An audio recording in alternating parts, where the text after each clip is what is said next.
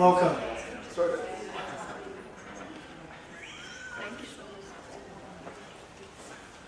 Thank you so much for being here.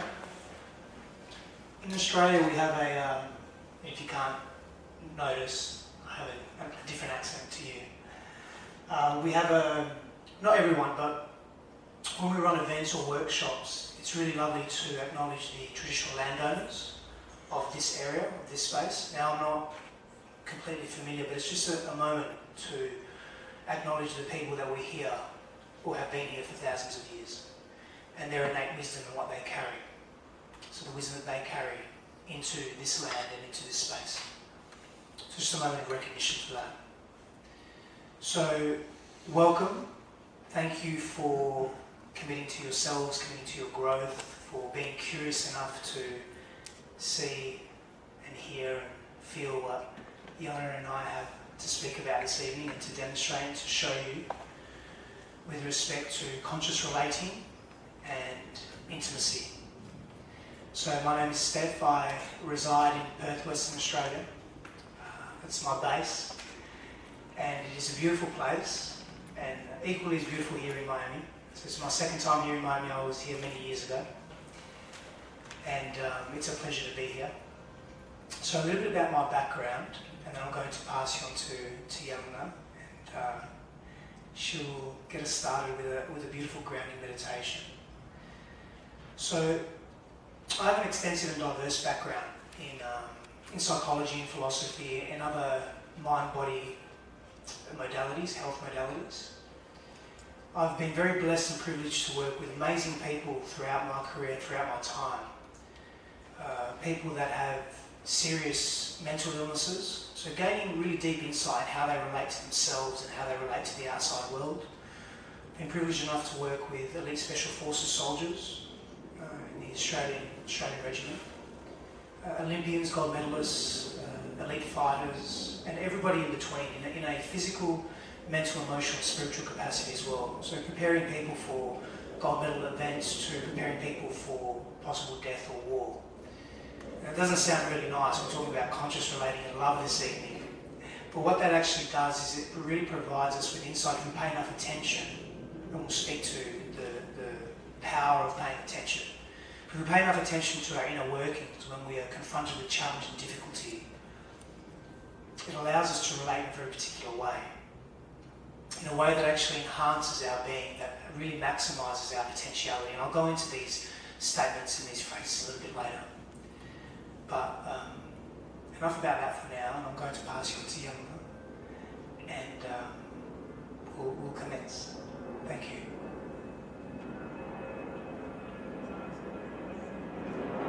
Hello everyone, my fellow Miamians, thank you or South Floridians from wherever you came from. Thank you for being here from the bottom of my heart and sharing with me my favorite topic on the planet, which is love.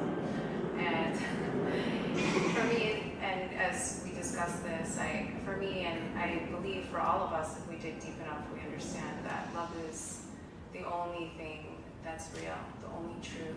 And so being able to tap into that within ourselves and then share that with others, it's just the beauty of life. We get that down and all else really doesn't matter. So thank you for being here. A little bit about me. If you don't know me, I've been practicing integrative functional medicine for 13 years, so I've been helping people heal their bodies. And the more I practice, the more I realize that the root cause of most things that occur within us have nothing to do with the physical self. They are rooted much deeper in the energetic self and the spiritual, the soul self, right? And which in essence is the collective self, which is love. And so aligning with love more and more with time, I realized was the key to sustainable health, right? And self-healing. And so that's how I got from, anti-aging, hormones, liver health, gut health, chronic disease, managing chronic diseases, to talking about spirituality and love. It just kept, the more I dug, the deeper I got, the more I realized that the answer was much simpler than the complicated things I was learning about. And so I really wanted to find a way to bridge that love into the Western world. And I started exploring Eastern philosophies and became a yoga instructor, meditation teacher, learned some of the Ayurveda, energy healing techniques and things like that. And so here I am today talking to you about some of the essence, what I think is of the utmost importance is tapping into that. And then, what's the use of having everything in the world if we can't share it, right? So it's also about being able to share that with other people, because, relationships in our life, it doesn't matter how great you think you're doing, the disconnect you have with others really does affect you, no matter how much you think it doesn't, no matter how much you shut it out. So we're going to be learning about that today. And before I get into my piece, so I think the way that I'm going to lead you through a meditation, right? So meditation is removing everything we're not and connecting with what we are, which is the love, right? And then after that, I'll talk a little bit about the first step to building more connection, intimacy with people that you love, healing relationships, the first step. And then Stef is going to take off, off to Never Never Land with his immense wisdom and research, and it's just when I found Stef, I don't know if I really found him. I don't know how it happened. We really don't. I believe I did though. And I was just so impressed that there was someone out there talking about this in the way that he did, and just bringing so much integrity and honor back to life. And anyway, if you want to talk more about that later, we can. Okay, so with that, let's get started. Everybody get comfortable. Whatever comfortable is for you. The only rule to meditation is that you're comfortable. That's it. Okay, so if anything hurts, move it and find somewhere else where it doesn't hurt. You could lay down if you want to. There's some space. Just get in a place where you could really connect with yourself and feel at ease. And so once you're in that position, just put your hands somewhere where they're also comfortable, and you can start to close your eyes. Let your eyes fall heavy, and start to connect with your breath. Just start to connect with the softness of the breath.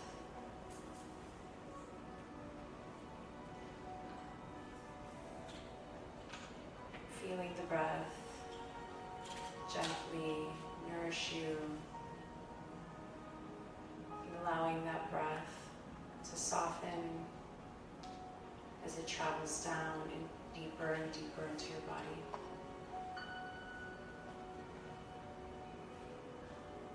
So just allowing that softness to fall through your throat, relaxing the muscles in and around your throat, opening yourself up for more peace. Just allowing that softness to fall down into your chest. Making more space in and around your chest. Allowing that softness to fall down deeper into your abdomen. Just allowing any tension to dissipate with the softness of your breath.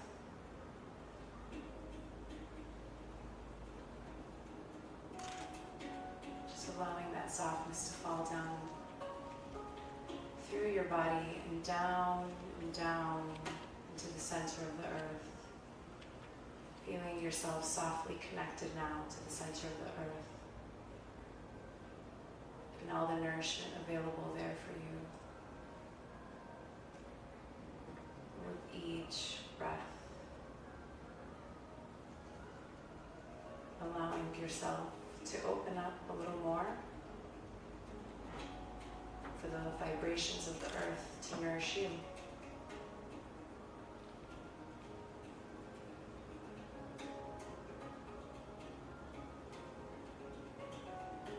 starting to feel a little bit more at ease, a little more grounded, a little more peaceful.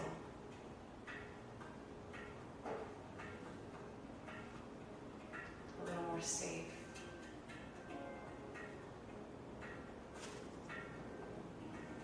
Just feeling those vibrations to take away any doubt as to why you're here right now.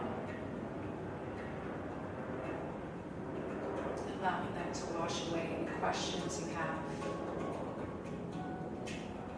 That this may not be the exact perfect place that you should be to receive any wisdom that you desire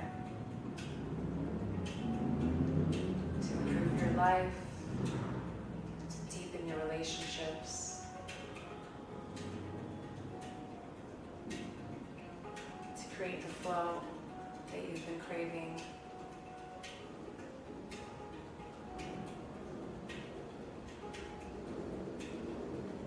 Connecting with why you're here right now. What is it you came here for? And just feeling deep peace and presence.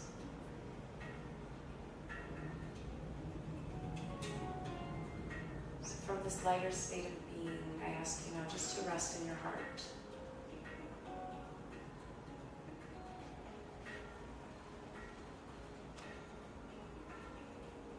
Take a few breaths here.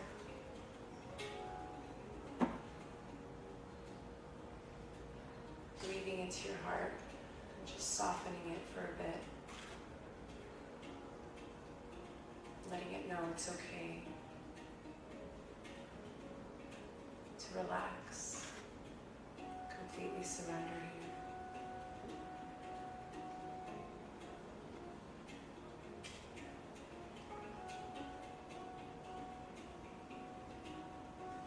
And with each breath, you're going to send a little more light to your heart, allowing it to expand with each breath.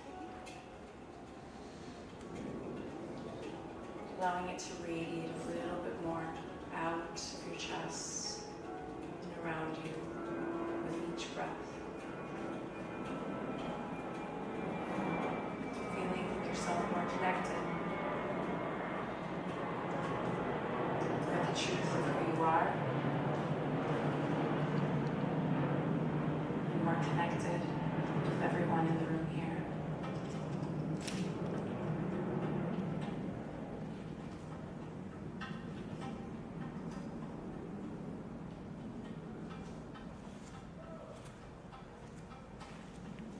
Back to your heart. I'm now going to ask a series of questions. And after each time I say these questions out loud, I invite you to ask yourself quietly to yourself, within yourself. Just allow yourselves to receive the answers, allowing them to come from somewhere beyond intellect, in the place of truth, in the place of love. Just allow these answers to resonate with deep within your being and shift every cell.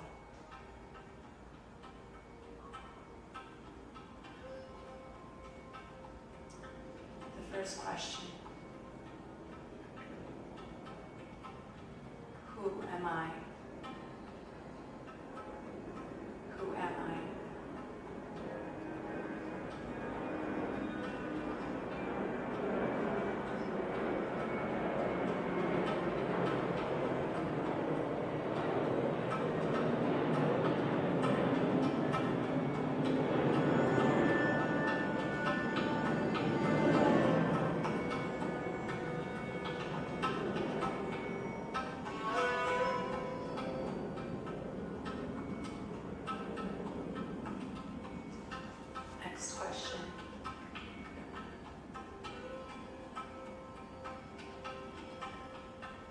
What do I really, really want? What does my heart desire?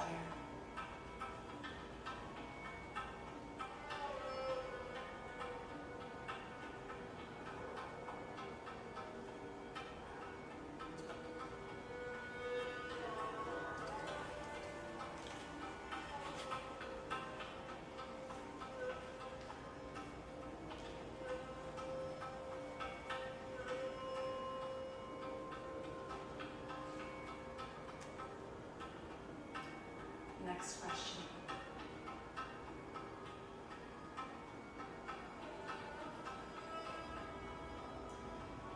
What is my purpose? How can I serve myself and the world?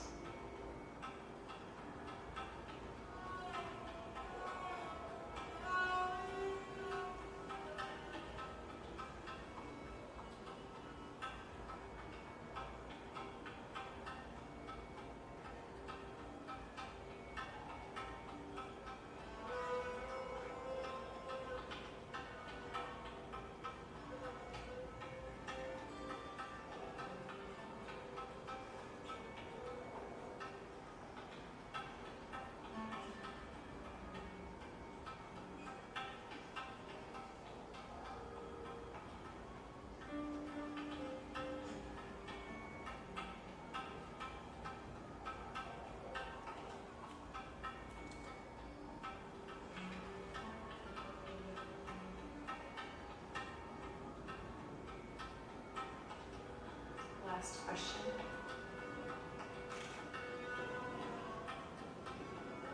What am I truly, authentically grateful for?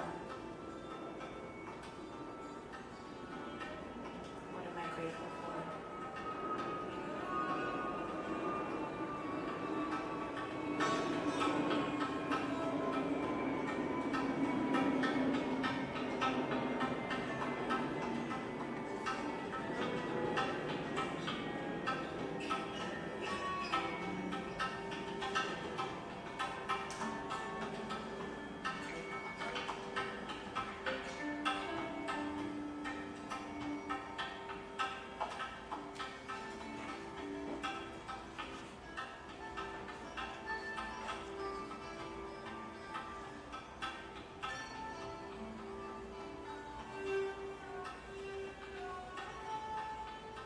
Just allow these answers to flow through you. And let them go, knowing that the minute they entered your being, they already shifted you. They've already changed the course of your future to a more authentic path.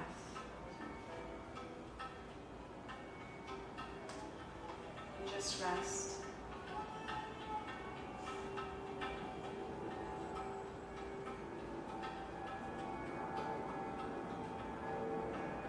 Rest in existence.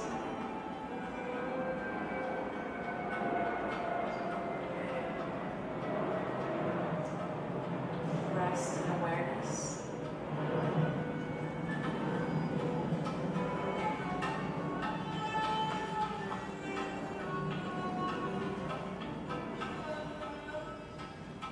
And rest in being.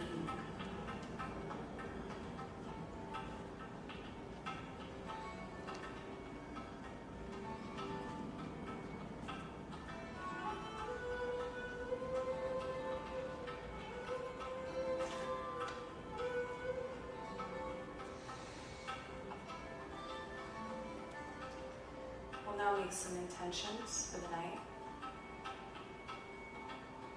And as I make these intentions out loud, I ask you to repeat them silently to yourself 3 times.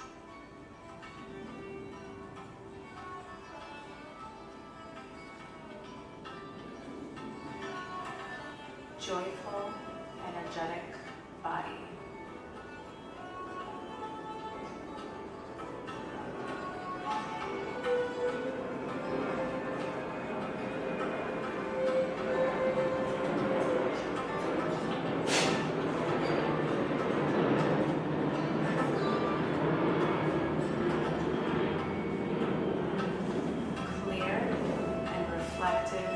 mind.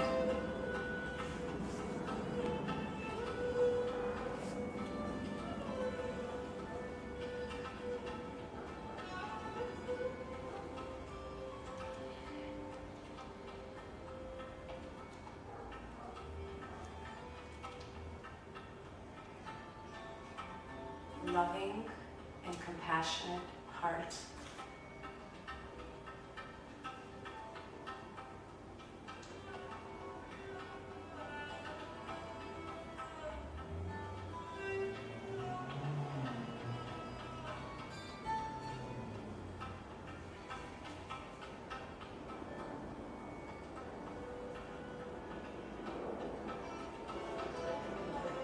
Lightness of being.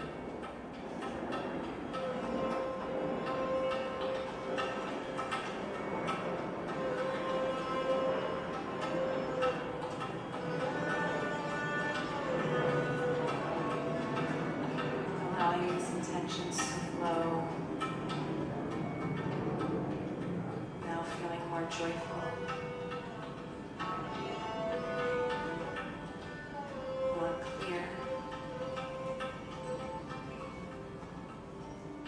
More loving. And light.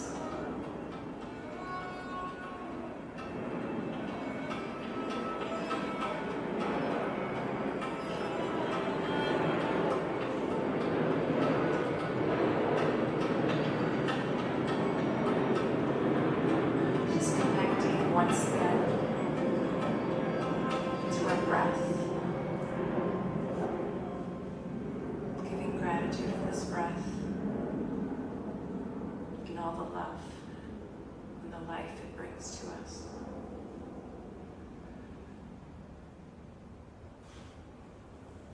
And in the state of gratitude, I ask you to bring your hands together in prayer in front of your chest.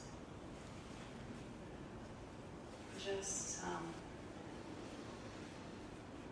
take a moment to make an intention or a dedication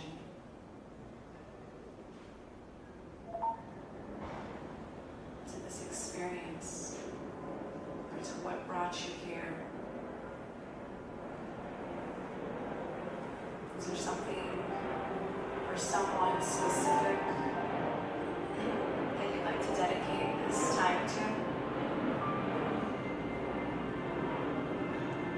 Is there something you want to learn?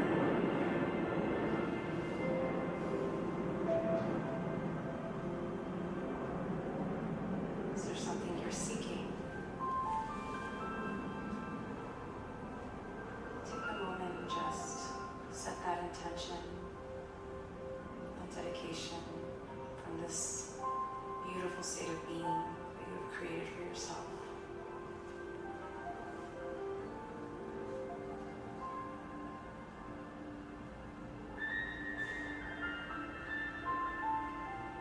When you're ready, you can just rub your hands together, just waking yourself up a little bit, bringing yourself back to the room, to the here, to the now, to the experience.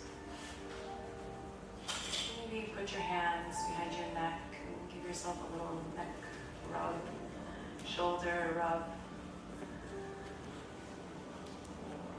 Loving and kind to your body. And start to stretch. You can keep your eyes closed for a few more seconds. Just stretch your neck, roll your head around. Stretch out your arms. You can twist. Sending love everywhere you need it right now.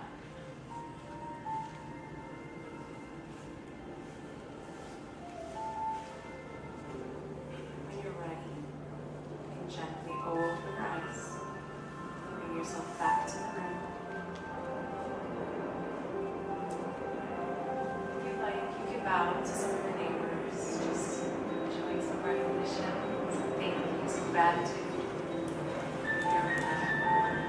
Sharing this beautiful night with you.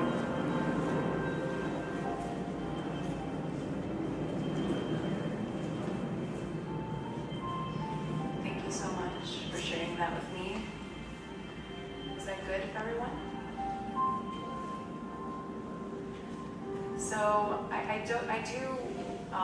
don't want it to be just me talking here, so I will ask you guys to, I think Stef will as well, just to, contribute or give your thoughts. So if you have a question, you want to make a comment, feel free to raise your hand. We want to hear from you too. We're all learning from each other.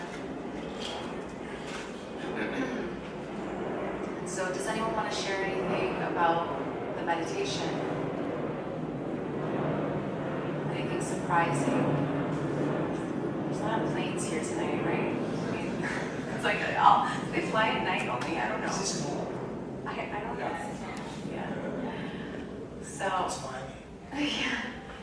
So is there anything anyone wanted to share or express at this point about maybe during the questioning, anything that surprised them?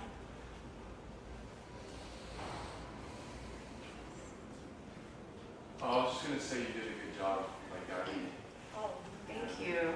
Thank you so much. But does anyone want to share something that sometimes when we don't tap in, we don't create, time to ask ourselves the questions? It can be surprising when we do, what comes up. Anyone? No, we're still warming up, right? What if it's not clear? In my case, I get visuals and visions, but it's not a direct message. Does it need more? Visuals and visions are usually a form of thought, so it's not, it could be, if it's not something that you continually, if it's not something that you're continually thinking about, in your day, what kind of visions are they? Can you explain a little bit what the visions are? Like you see yourself somewhere? Yeah, like the question was here. And what do you see? Somebody, myself, freeing a bunch of slaves. Okay, that's beautiful. Thank you for doing that for us. I'm not sure I kind of understand That's what okay. that means. It's not a very specific. And it does get, the more you meditate and the more you ask yourself these questions, you're not supposed to judge what's happening, right? So you just allow it to come and then you let it go and know that it's already shifted something within you. Okay, so we're not here to, analyze what is coming to us. We're just here to receive and then allow, that to impact us, whatever way that impacts us. Do you have anything to say about this and stuff? Usually I have something to say about most things. I'm usually wrong as well. There's no need, for me, in my perception of things, is just maintain an openness of being, of heart, of mind, of whoever you are to those visions, and do not expect an answer or some form of revelation to come. Just be open to whatever is arising within you. And in that openness, you will find your freedom or liberation from the lack of awareness that you have around what you're experiencing. It's very challenging for us in most instances to be open, and I'll speak to this later, to be open to what we do not understand. We usually try and ignore it because it's either too challenging to digest or assimilate or process, or we just have no idea what it really means, so then we just negate it. But if you can be open to it, that's the power, that's the skill. That's your authentic nature. Just be open, as the elements say, without judgment. Not that judgment is wrong or right, it's not about that. We judge naturally, it's something that we all do, whether we like it or not. But it's just to be open to it without interpretation.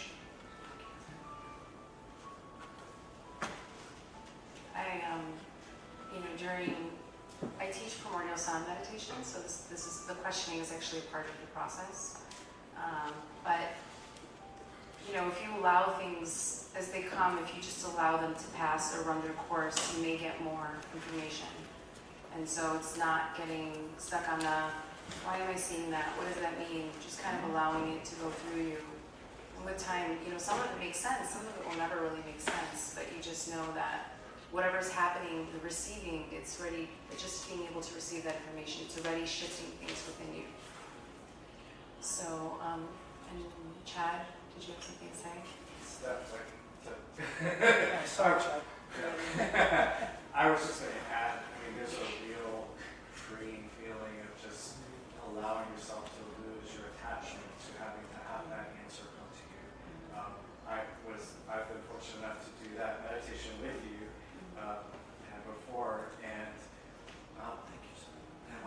things that I realized was it was very freeing to just allow those answers to come organically, sometimes maybe weeks or months later, to get more clarity.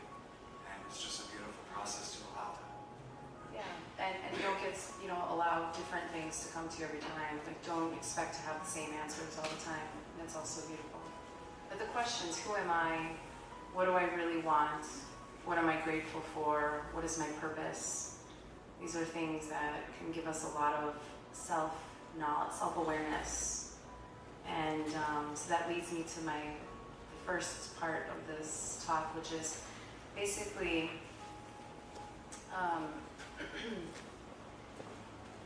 so, and I'm going to start from my perspective, right? So consciousness, love, relationships, are these luxuries? Like, why do they matter? We just think like once I have this, and this, then I'll have love, or then I'll work on my relationships. And so people focus on career, or building whatever they're trying to build, and so they leave that kind of as, once I'm done with all of these things, then I'll work on that. I don't talk to my mom, and love, that's too complicated, into relationships. And so they kind of put that off. And so this is what I have been seeing for the past 13 years, basically. I have people coming in for a whole host of medical things, right? Chronic issues, on different medications, they can't lose weight, they need mood things, they need something to sleep, there's all these things, and we help as best as we can, right? To, oh, look, your blood work is showing this, and this. This is what's going on. You have that. We label them. We give them all these things. And so, the problem with all of this that I was seeing is that people were never really free, right? They kept coming back with different issues, different problems, adding on those things, more medications. And it just became this vicious cycle. And a lot of people who had everything in life also had a lot of health issues, and also had, were disconnected from their families or from love. And so the deeper we get into this, the more we see that our nervous system really controls everything, right? The way our hormones work, the way our digestive system works. And if you don't have good gut health, you're not absorbed. I'm not going to get too much into the medical stuff, sorry, you guys didn't come here. But basically what I wanted to let you know is that what is the nervous system? What is stress? Why does all this internal inflammation happen? And then, as we start not to feel well, we start to also take inflammatory habits like addictions and medications. So we're adding on the inflammation, which keeps being stuck and which prevents our bodies from healing, from absorbing, from feeling well. And the reason behind all this, that the most common reason that I have seen, the deeper I get, because we could go into toxins in the body, then we could go to, gut health, and we could go to hormonal health, and we could go to brain, brain irregularity, they don't have the right brain nutrition or chemicals. But what really happens is that people are numbing themselves from feeling the disconnects that they have. They're out of alignment with who they are, right? With the life that they want. They're suppressing their desires. They're ignoring the things that they're passionate about. And why? Because they were told this, that, this is how you have to live, this is how you have to work, this is who you have to love, this is the type of relationships you should have. And then they follow these pathways until it's so far down that they can't even recognize themselves anymore, and they're ill. They don't feel well, or they're really unhappy, or they're dependent on a bunch of things. And so alignment with who you are and living an authentic life is really what helps the body relax and calm down, and your nervous system calm down, and your body will start to feel in a place where it can heal itself. Right? And so what does this all have to do with love? So alignment, right? When you are aligned, you are in a complete vessel of love. You feel abundant, you feel free, you feel light. Your body's not inflamed and stressed and in these lower chakra things if you're in the spiritual world, right? So you're able to have more energy and more compassion for yourself, and more self-knowledge, so you're able to communicate and connect with other people in an authentic way, and also explain to people who you are, what you're like, and so that they can know, they can get to know you better and know, that it's not them when you're acting this way, that it's just because they haven't eaten at a certain time, or that they're tired, or that they really don't enjoy these things because it reminds them of something that they had as a child and it makes them act in a certain way. Knowing yourself, self-awareness, is what gives you the first power, right, of being able to communicate with other people authentically and vulnerably, and give people the information that they need in order to also have intimacy with you. Am I saying this all? Is there anything you want to add? You're saying it all perfectly. I can add, but I don't have to change anything you're saying. Self-awareness is critical in terms, and it's a buzz term in today's society in many different respects. There are various stages to becoming self-aware and what that actually means for us and how that actually impacts and affects our lives. So the first stage of self-awareness is really curiosity. There's a yearning, but actually even preceding curiosity is there's a yearning to transform or transmute our being. There is a yearning to be different to how we are behaving, how we are believing, how we are acting, how we are relating, and how we are either reacting or responding to life. And once that yearning is established, then we become curious. These are the stages of self-awareness. And in that curiosity, we begin to ask questions. The questions you haven't asked before in the meditation are deeply powerful, empowering questions. Wouldn't necessarily ask those questions to start with, but you could, just depending where you are in your own growth or evolution. They're beautiful questions, and they're questions that most people, yogis, sages, masters being people that are deeply enlightened, that have access to information that we, or the majority rather, the greater collective doesn't quite have access to. They're questions they ask for lifetimes on end.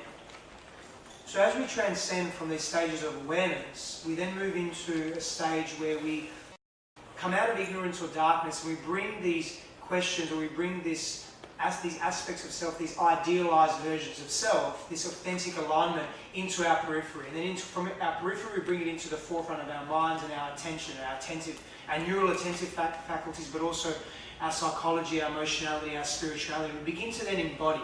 So the next stage or the next phase is we begin to take action, meaningful action in this area that actually takes the self-awareness from something that is conceptual, that's an idea or a thought, into something that is actualized, it's physically manifested. We actually take action in alignment with that self-awareness or that question that we're asking. We begin to embody different aspects of self. And that's the importance of self-awareness. It becomes a domino effect. But it begins with having a yearning and a realization that we could be different. And what does that different look like? Anyone have any questions? Yes. Or anything to comment?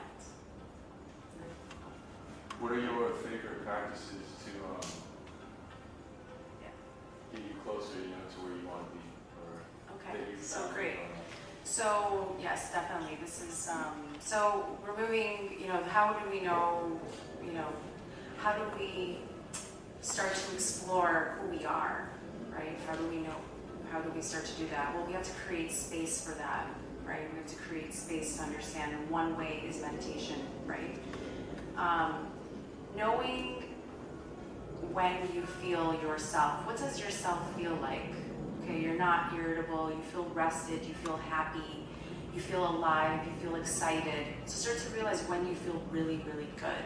And start to notice that. When is that? Did I eat a certain way? Have I slept a certain way? Who am I around? What am I doing? Just starting to notice those types of things are helpful. And then also noticing what are the barriers, what gets in your way. Like really makes you act like you're not you. And what you are not is everything but love, really. So, Stef is probably going to tell me that's not true in a minute because I'm the love person, okay? So everything that you is, everything, you are love, okay? So anytime you don't feel yourself, like you don't feel like your most abundant and giving self, whatever gets in your way, it could be, it could be like a nutritional thing or, a certain way of working. It could be, there's just, do you like bicycling to work, or do you want to walk, or are you in the car? And sometimes we can't control all of these things, but knowing what is in your way of being your best self is helpful, right? So you can kind of prepare. Oh, I'm going into this state that I know that is going to be challenging to me. And it's also good to make others aware of that. When I do this, it just triggers me. Or when I have, also knowing your beliefs that get in the way, that cause your suffering. Noticing your beliefs that may cause you suffering. Knowing your values, who you are as a person. What is really important to you. What do you look for in other people? What do you admire? Who do you admire? These are all kind of helpful questions to start to look at. And, Stef would say, know your shadows. He's going to talk about that. And there's, it's just a series of just being very curious about yourself, starting to realize who you are, what you love, what makes you you, what drives you, what motivates you, what gets you out of bed every day, and starting to collect that. And then it's about aligning yourself with vibrations of love as much as possible. Words, what are you reading? What are you watching? Like what kind of TV or messages are you receiving every day? What are you programming yourself with? The closer you get to vibrations of love, which is positive, positive words, sceneries, being in nature, the vibration is the vibration of our soul, right? So that's more aligned with who we are. And there's a whole, where this is not the medical part, but even on a scientific, medical level, we now know that these things are true. We see them physiologically, what happens to people when they're in nature, when they're listening to sounds of healing, natural sounds, waves, wind, birds. These are things that remind us of who we are, right? So the more we're in the state of who we are, we understand how to get there, that also the cleaner of a channel we are to receive messages. The messages we get when we're in a state of a vibration of love, a vibration of who we are true, right? Versus the messages we get when we're inflamed and stressed around plastics, listening to negativity, people that torture you. I mean, there are those people, right? You have to know who they are and just get them out. But it's just understanding that the messages, the more space that you create for yourself to listen, and the more you can trust those messages, the more you're going to get to know yourself. Does that answer? Mm-hmm. Can I ask another question? Yes. So, like you were saying, being aware of yourself and what you feel is pulling you away from who you are, from your best self, right? I always feel like when I'm not with a partner, I'm very, self-aware and in control of how I feel. And as soon as I become close to that person, I can feel like I lose that as much control as I have over myself when I'm with someone. I think Stef is going to talk about this little, definite intimate partnership. I mean, if you're empathic at all, it's going to be a big test of that. So.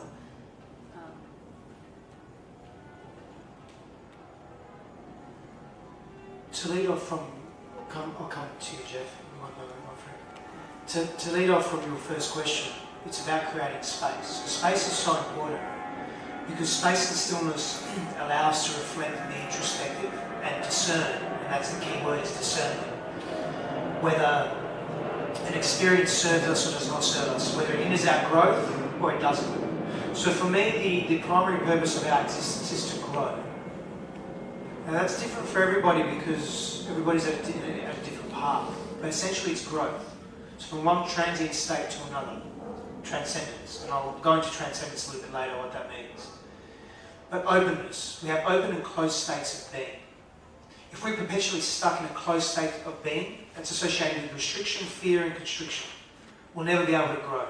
If we place ourselves in open states of being, some of the suggestions that Yelena made, in terms of what are you listening to, what are you hearing, what are you exposing yourself to, who are you every day? How aware are you of self with respect to what is in your environment, internal and external? That's going to allow you to be in an open state of being. In an open state of being, we feel more, and we feel more accurately, more importantly. To your second question, you're losing yourself for probably a number of reasons. What's happening is you're minimizing yourself and you're maximizing another. You agree with that? Do you resonate? Not agree, do you resonate with that? Is that what you're doing in a relationship? Possibly. I can see that, or, hear what you're saying. If we're losing ourselves in relationship to another person, whether it be an intimate partnership, whether it be a friendship, whether it be mother and daughter, father and daughter, mother and son, or siblings, etc. The dynamic of the relationship doesn't really matter too much. But if we're losing ourselves in that relationship, and this isn't a one-size-fits-all model, but generally we have such deep or low levels of self-worth, and most of this is unconscious. This is why it's so important to know the shadow.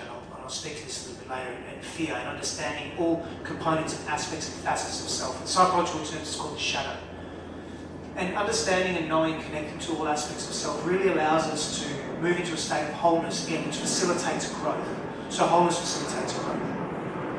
And wholeness is really having access to all parts of us, not negating, not ignoring, not suppressing, not oppressing. Because we do that, we're actually really ignoring key components of self that can actually lead to healthier, more open states of being.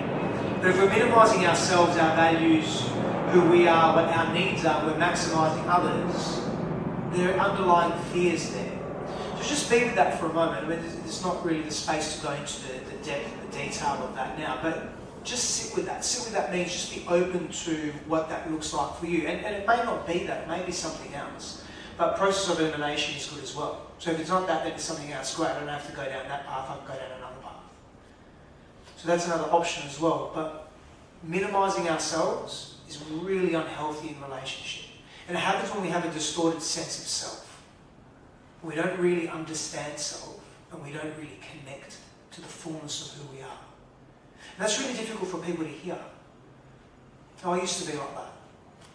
And I'll cause a lot of damage in my own relationships, my relationship to myself, my relationship to my intimate partners as well. Because my sense of self was distorted. In other words, I was living someone else's values and I wasn't living my own.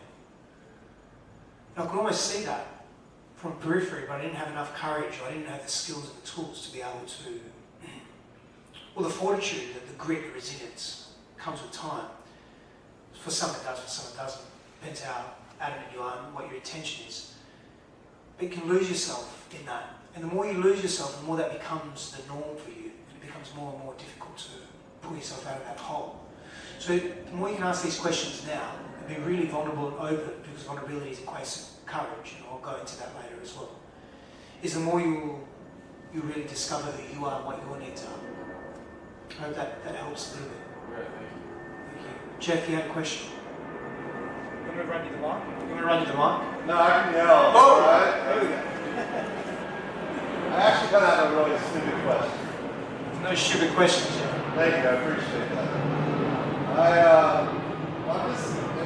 First off, I just want to say I'm very struck at the subject matter of what you're speaking about.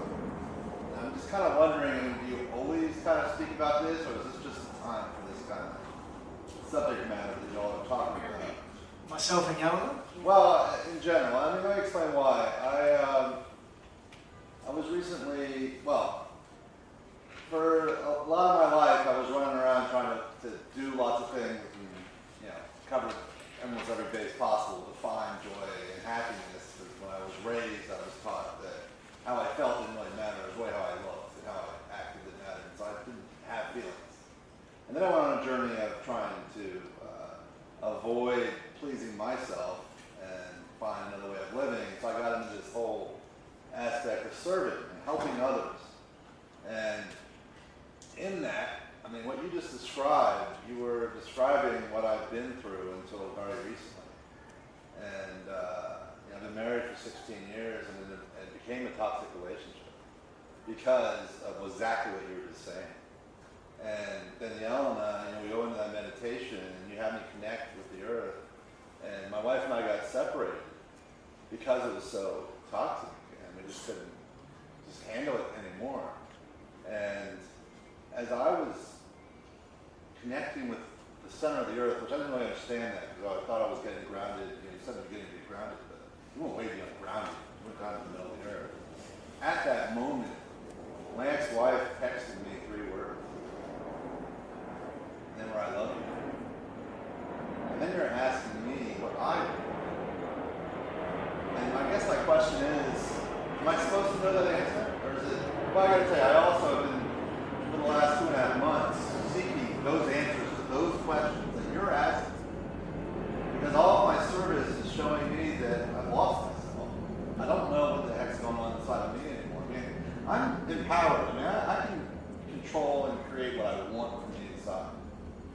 those questions, I've been seeking and seeking. I actually did some breath work, and I was interacting with, the universe or guardian angels. And basically, they told me, I don't get to know. So is it okay if I don't get those answers? I'm just gonna answer. You want to go? Well, I'm kind of No, I'm freaking just out gonna. here. First of all, I'm gonna answer something. What you want, what your purposes could change. So these types of things are. It's not just like we did it once and it's over, right? This is a lifelong process. And to be fair, what happens a lot in relationships, right, is that we don't take the time to be alone and by ourselves and really ask ourselves questions consistently. So it's really tapping in and being with yourself and listening to your higher self, to your truth, and asking yourself those questions. Because if we don't do it for an extended period of time, we will feel lost. So it's very important cultivating that practice of consistently making space and time to listen within and listen to yourself and listen and receive. And in the beginning of any time of not asking yourself for many years, it's gonna feel like completely confusing. And it's okay, so you just commit to the practice of being with yourself and feeling, just committing to that practice of self-awareness and self-love, like really getting to know yourself again and loving who you are and being compassionate with wherever you're at. And so from there, we can't ask that of any other person. That's our, let's see, do you want to say anything else? I always look to Stef, because he always has like some way deeper, element to add. Most of us say the same thing, we just say it in different ways, so we just resonate differently with certain people, that's all. Ramana Maharshi, arguably one of the greatest mystics, minds, sages, human beings that walk this earth, asked one question all of his life: who am I? That's it. Every day, multiple times a day, that's all he did. He made it. Anyone that came to him, they asked him for clues, they asked him for tricks, and he just said, ask this question, go away. That's it. Pretty much like that. Ask this question and go away. Do you mind? I might give you mine. I'll come to you. My name is Jody, and I just wanted to respond because I feel somewhat on the same path of like a shake-up, a mix-up, an unraveling of myself happening, and it's scary and it feels uncertain and it's the unknown, and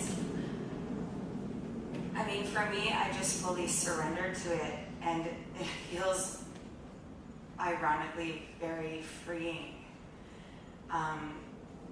Because in my background, I was raised charismatic Catholic, and it was incredibly powerful and connected and spiritual. And then I'm like, oh, but religion is all screwed up and it's all the same. And I fell into other kinds of ways of being that were not connected.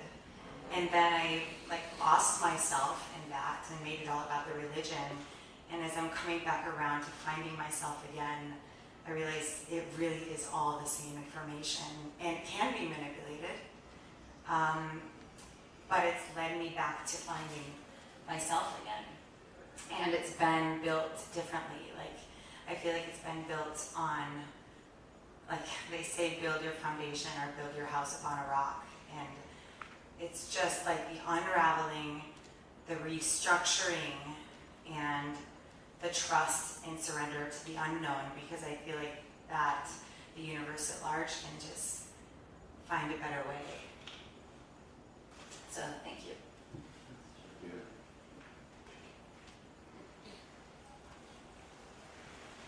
Just went outside because it's so hot in here, so I had a second to get cool. Took advantage of it. Thank you, Jody.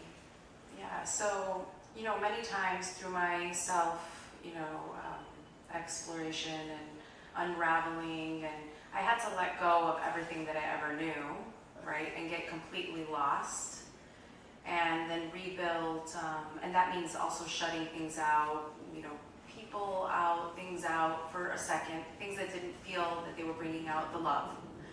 And be around the vibrations and the people and the things that did. And as I built myself up again, I was able to start to reintegrate the things from my past again, but with a completely different energy. So really, we don't have to reject anything long term, but sometimes we have to put aside some things that don't make sense with us anymore.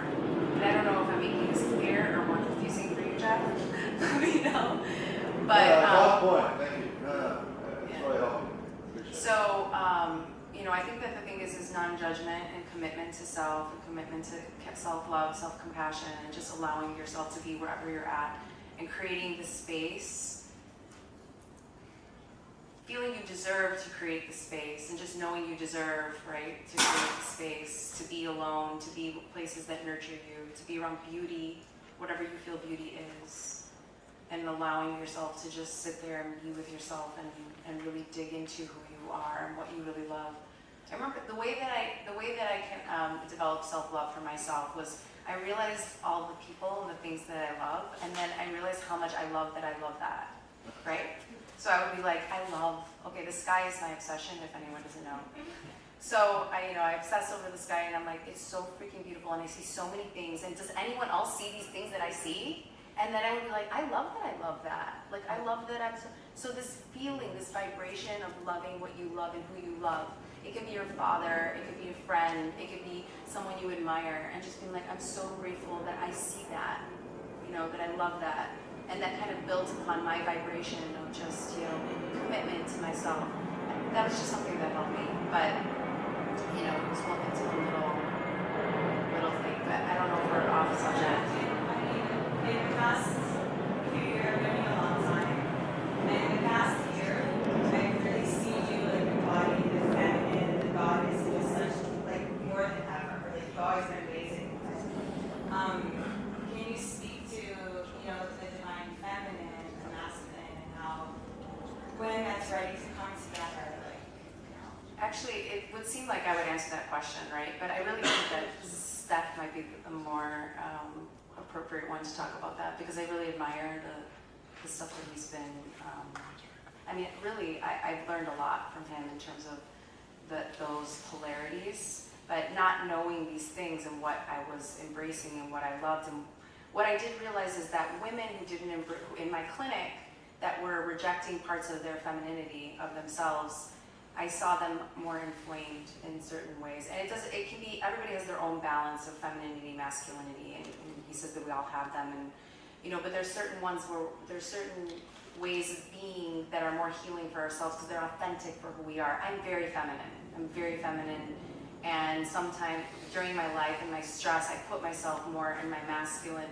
because out of stress, out of survival, and that's when things in my life started to kind of just unravel and fall apart, and I felt ill, and in my own experience, and I started to see that in the clinic as well. And so I do have some thoughts about that, but I think that Stef would probably be able to answer a little bit about this a little clearer. Thank you. I'll touch on it lightly, not too heavy, lightly.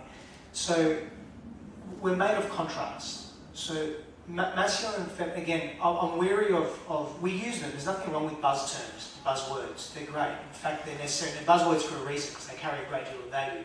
Just often, sometimes they're misused or just misunderstood. And I can definitely speak from that, my own personal experience, where I've misunderstood terms and I've used them not so much in the wrong way or the right way, just inappropriately and not in an offensive way, just out of context. So to sometimes avoid confusion, I like to use the terms go and flow, be and do. And we're all made of contrast as human beings. And if you look to nature, nature is in constant balance or homeostasis. That's what nature does. And if we extend that to every living sentient being, that's what we thrive for. And we thrive for homeostasis, internalized homeostasis across the human sphere. There's 4 bodies of the human sphere. It's physical, emotional, spiritual, and psychological. And we strive, unconsciously or consciously, better to do it consciously, of course, because we become more empowered and in mastery of self, to be able to balance ourselves or create contrast in our lives, a balanced contrast in our lives. So we live in a society that it's a toxic patriarchal society from a collective perspective. Yeah? So we are very much, as a collective, as a society, especially Western society in particular, we're very much in our do energy. We're very much in our go energy, yeah? Or our masculine. So with that said, and Young articulated it perfectly, when she became stressed, she went her go-to energy or her go-to expression, because go and flow, be and do, masculine and feminine, they're expressive states. And what ancient esoteric wisdom would say, such as Tantra, I'm not talking about Neo-Tantra because I don't align with Neo-Tantrism, or Tantric practice, but the old philosophical Tantra, what that says, and other esoteric wisdoms as well, is that when we're speaking to men, men will carry around, well, a majority of masculine energy, say it's called 70-80%, and the remainder feminine. And then females will carry 70-80% feminine energy and 20-30% masculine energy, naturally speaking, so to speak. That varies, of course. We want to strike a balance wherever we can, and because in balance, in homeostasis, again, there's growth. So we just come back to what our primary focus is, or function as human beings, is growth. So when we remain true to ourselves, we grow and we feel we're in an open state, and there's flow in our lives as well. When we're untrue to our natural states, we're met with rigidity and constriction. And that leads us down a path of experiencing fear and disconnection and disassociation with self, dissonance with self, and dissociation with people as well. So our key relationships begin to suffer also. So again, being self-aware enough to understand and to know, to be able to connect to, what is the expressive state that I'm in being right now?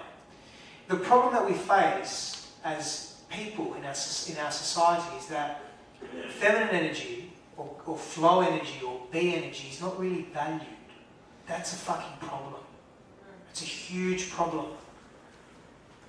I'm a man. I look like a man, and I'm really masculine.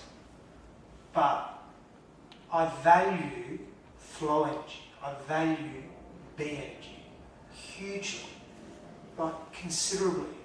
And it's only through a great deal of my own pain and suffering and moving through different elements of self and having very specific experiences that I've been able to understand that I've been in a dominant masculine role or expressive state, but in an unhealthy way.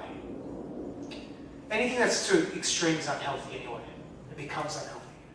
I just want to comment that when I also undervalued my flow state, so I'm a very creative, poetic, type of person, and I was like, I would judge myself. I was like, who needs this in the world? Nobody needs this. This doesn't produce anything. I'm not producing. I'm not, and that was this pressure of society to be, this basically you as you are not worthy or you're useless. And I had that for a very long time. I mean, up until very recently, until Pathways helped me out back there. Just kidding. But it's true. Yeah, a little plug on Pathways. But it's true. It's like I would be like, I'm pretty much just a poem. Like, who cares about me, And for that reason, I kept creating things to feel productive and feel worthwhile, to have worth. And so I don't know if that happens to many women. But does anyone else resonate with that, what I just said? Any women? Hands up, any straight women? up, if there is. Like, can't we just go around creating beauty and just, dance and that's all we do. We create beautiful things. We are the breath, maybe people don't even realize, but we add the light to the room. I mean, it's not, some men do the same thing, but if we really are in our feminine, you realize how much love and connection and warmth and things we bring, that is so beautiful. But we're suppressing ourselves with doing because we're trying to keep up with the producing and effectiveness and bringing in money and doing whatever. We can still do that, but what if we just surrender to ourselves and who we really are and the way we want to contribute, which makes our body feel good too. I mean, your body relaxes and calms when it's in a state that is natural to you. So, sometimes I feel the most productive just, laying in the grass, looking at the sky, the rainfalls. I'm like, this is what God made me for. But, then there are some logistical things. We have to survive and make money. But I think that we can find more ways that are authentic to the way we are to do that, and not try to do it in the way that other people do it, whether it be another man or another woman that has naturally more masculine within her energies. So I'm sorry, that was a little jump in that way.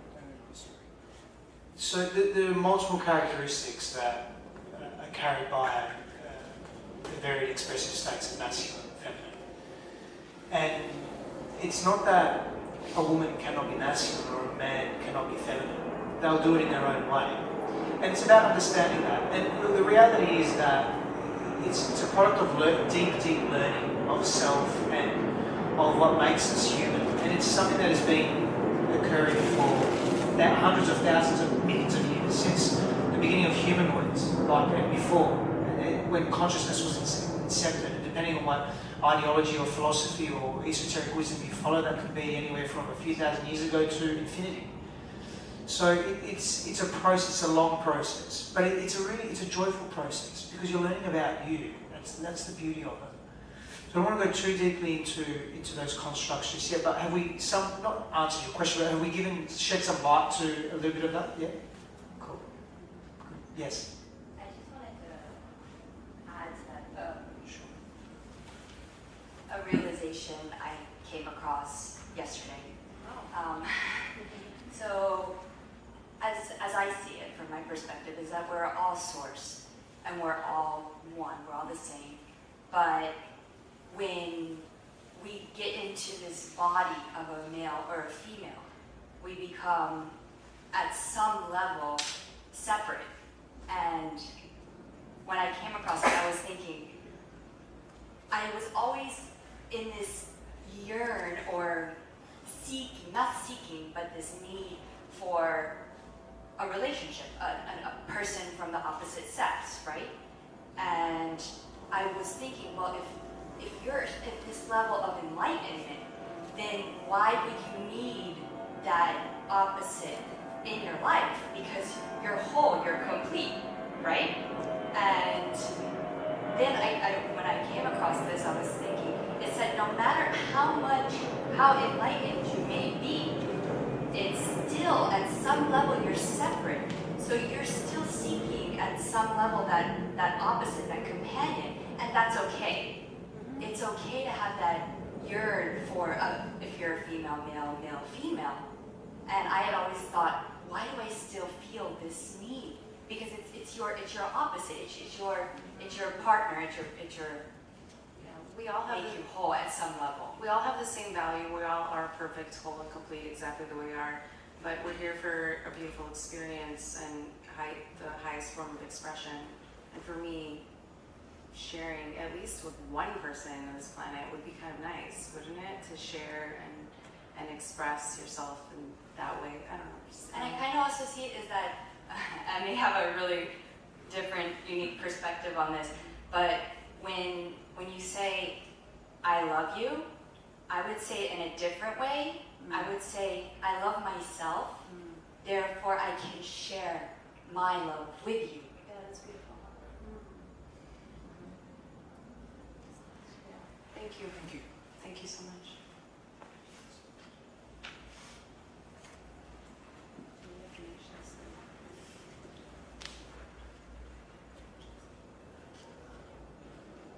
All right, so basically, we talked about, the first step, right, is connecting with who you are. Because before we connect with who we are, we know who we are, we can't connect with other people from that authentic place, right, and be able to communicate with who we are.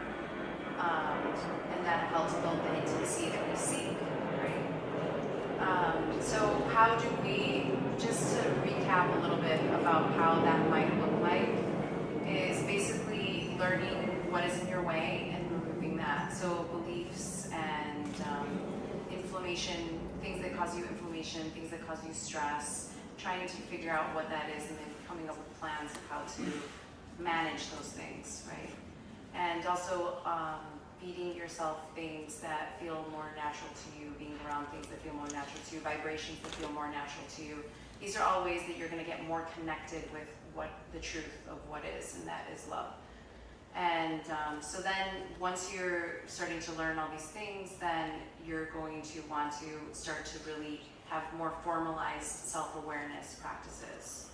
And the formalized self-awareness practices, some of them might be, and I think that you should just do this part, Stef. Yeah, I'm going Yeah, to do I think that he's going to do, I was supposed to do this part, but I really think that we've already talked about a little bit about the softer types of things that I'd like to talk about. But I think that there really is the formalized self-awareness practices that are really what's going to help you give you more deeper, profound insight to who you are, what you want, and how to then be able to create the relationships in your life that are going to support and nourish you. So, I'm panning this up. Okay. Who knows what a conscious relationship is? What does it mean? Can you hear me? Yeah, great. I can hear me. And you're fully present. What else? That you seek from a relationship consciousness instead of happiness. And when you do that, the relationship's able to offer you the happiness that you're seeking. What else? You do things with intention. Yeah. What else? Awareness. Yeah. What else?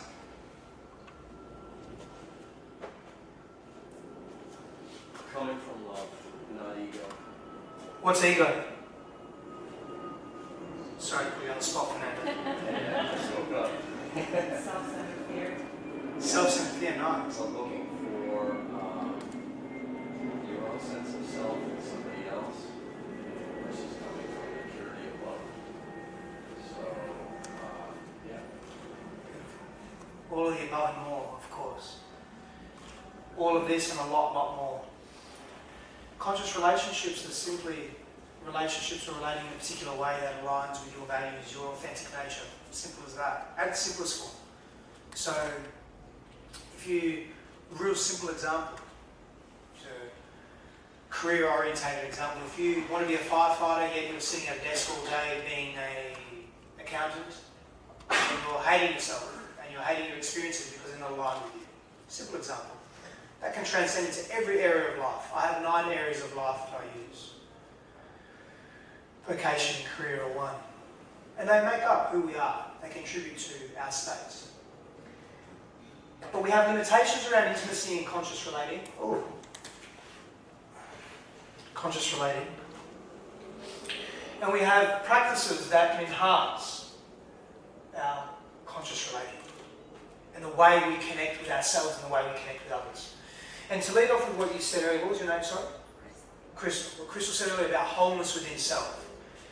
Everything we speak to really is within self. Everything begins with self. That's where we feel it first. That's where we experience it first, existentially, within ourselves. Within our own mind, body, heart paradigm.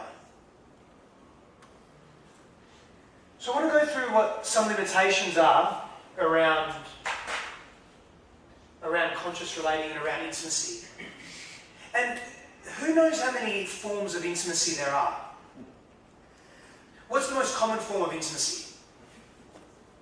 Physical. Who said that? Sorry. Yeah, physical. Yeah. Who would agree that's the most common form of intimacy? Yeah. There's many more. There's emotional, there's spiritual, there's work-related or workplace intimacy, there's conflict intimacy, there's play or fun intimacy, there's aesthetic intimacy. There's various forms of intimacy that if we can cultivate in our own lives, in other words, this is part of the self-awareness piece, this is part of knowing self, connecting to self, feeling self, embodying self, then we can practice these forms of intimacy with others. So the purpose of intimacy is to bond, is to connect, is to make open and aware, either with self or with others. So in this context, I'm going to really refer to intimate partnerships. But please know that that can transcend to any dynamic, any relational dynamic, like we mentioned earlier. Parental, sibling, colleague, friend, self, primarily self, intimate partnership, and earth. We undervalue, not insinuating that you undervalue, we as a collective undervalue, and it's evident in our socioeconomic, sociocultural systems, that we undervalue our relationship to earth. Our very practices kill what sustains and gives us life. It's a fucking oxymoron. But anyway, that's another tangent I won't get down. But it's important to understand that relationship that we have, because the collective essence filters into our individual consciousness as well.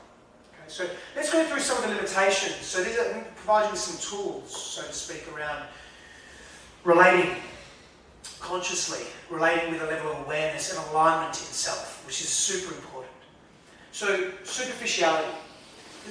Right from the get-go, superficiality is good. It's not bad. Superficiality is really important. Our problem as a collective, maybe as largely as a collective, is that we remain in this space for too long. So if we remain in superficiality for too long, we don't know each other. We don't even know ourselves. We can't ask questions of others, or we cannot delve deep into the minds or the hearts of others, because we do not do it with ourselves. So why would we remain in superficiality? We meet people and the questions that we ask are important. Because the brain likes to categorize, the brain likes to compartmentalize, and it does this for a variety of reasons. From an evolutionary perspective, it's to make life really easy for us, because there's millions of bits of information that comes to us in our environment per second. How do we navigate that? So the brain compartmentalizes. So we ask questions, or we pay attention to certain things to ensure that there's safety, so that the body's not supercharged and it's not always in tension, in fear. But we stay in this space for too long, and all of a sudden, 2, 3, 4, 5, 6, 7, 10 years down the track, we either don't know ourselves, or the person that we're with, we're asking, who is this person? We never took the time to actually get to know them. When I meet people that I wish to share something deep with, I go really deep into questions, into getting to know them. What are your greatest fears? What emotionally triggers you? What was your relationship like with your primary caregivers? Tell me the most traumatic experience you've had.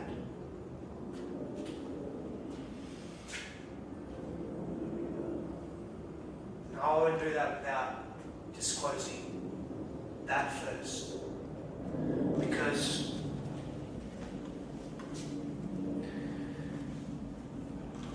I'll come back to that actually, but in order for that to occur, there needs to be trust. And we'll speak to trust deeply in a moment. But superficiality, we have to get out of this. Stay there for a little bit, have a swim, but it gets boring. And that's why our relationships end quickly as well. Because we rest in this realm. So we cannot relate consciously or deeply because we're here too much. Extreme self-absorption and selfishness. Now I put extreme here because this is really important.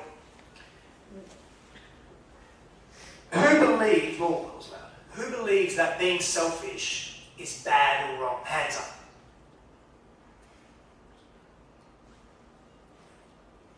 Interesting. Very interesting. Selfishness is necessary, obviously. Extreme selfishness, however, is not, because we're out of balance. We're out of contrast. Yeah, we're not in harmony. Balance and harmony exists everywhere. It's for us to acknowledge it. It's for us to embody and embrace it. That's what's important. So when we get stuck in this realm for too long, we lose our ability to give and be selfless. Now, primary human values and needs center around intimacy, connection, and significance. If we're too selfish, we cannot help others or make our significant other or significant others feel like they are connected to us, feel like they are being seen, known, heard, and felt. And I'll go into the emotional, psychological, spiritual, relational, and neurological benefits of that later. But if we cannot get out of selfishness, we lose our ability to connect. How many people do you think will want to be in your company or your presence if you're constantly here? And I'm talking about extreme. And our society perpetuates this. It perpetuates an individualistic platform for being. Competitive, driven at any cost, materialistic, and we lose ourselves in that. We have multiple people running around. Well, not really running around, it's a saying, isn't it? I know you have that here in America, you're running around doing this, you're not really physically running, like it's not. You know what I mean? I'm not being literal. They're doing something, whatever they do. They're posturing in their own postures. You like that word, man, posturing? They're posturing in their own postures, and they're extreme. And they're self-absorbed and they're selfish and they're missing out on life. I've been there. You've all probably been there. Actually, no, you all have been there when you were young. You have to go through that phase. And what happens is most of us just don't get out of that phase. That's the problem. Not knowing self, and we've discussed the importance of this. Not knowing self. So what happens when we don't know ourselves is how can we present to another? How can we actually draw in experiences and people that are in alignment with us if we don't know ourselves? Values is something so important. It's the study of axiology. So the ancient Greeks knew this. Eastern esoteric mystics knew this, that knowing what you valued most, knowing yourself in as much capacity as possible in that present moment, and allowing that to evolve as you evolve and grow, allows you to draw in experiences and people that will facilitate your evolution and your growth. That's powerful, but that's authentic power. That's not autocratic, controlling power or fearful power. That is power coming from a place of sincerity. That's power coming from a place of love. Power coming from a place of wanting to be of service to self and to others. And what happens is, when we don't know ourselves, we limit our ability to bring in beautiful alignment in our lives in terms of relationships and conscious relating. Lockdown fears. This is really interesting. This is part of the shadow. So when we're talking about the shadow self, we're talking about aspects of self, aspects of the psyche that we ignore, that we repress, that we suppress, either because society does not value it, our family does not value it, so people or institutions that we value do not value certain expressions. So for men, for example, I'm a man, so I'll speak to that, because it's fairly easy to speak to that, is that as a man, we're told, in most cases, if you show your emotions, if you show an emotional aspect or side of self, you're weak, and that's unmanly. So we repress something that is very natural within all of us. And people think, oh, women are emotional. No, yes, but so are men. We just repress it. We just repress it so deeply that it becomes not part of us anymore, or it's not recognisable, we're not aware of it. The moment we begin to express, and we move out of fear, and we begin to express, we become this. This here is the crux of everything I teach and everything I do, vulnerability. I'm going to a little bit about that later, very soon. But vulnerability is everything in terms of connection. We fear connection, and sometimes because of our self-image, we're so scared to connect. I'll just have two examples here. I'll use these examples because they're common examples that we can relate to.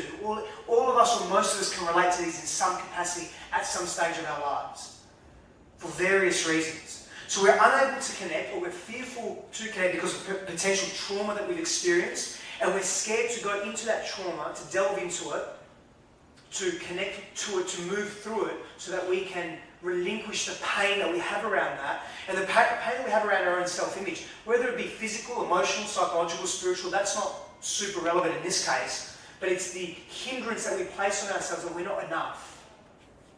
We're not good enough.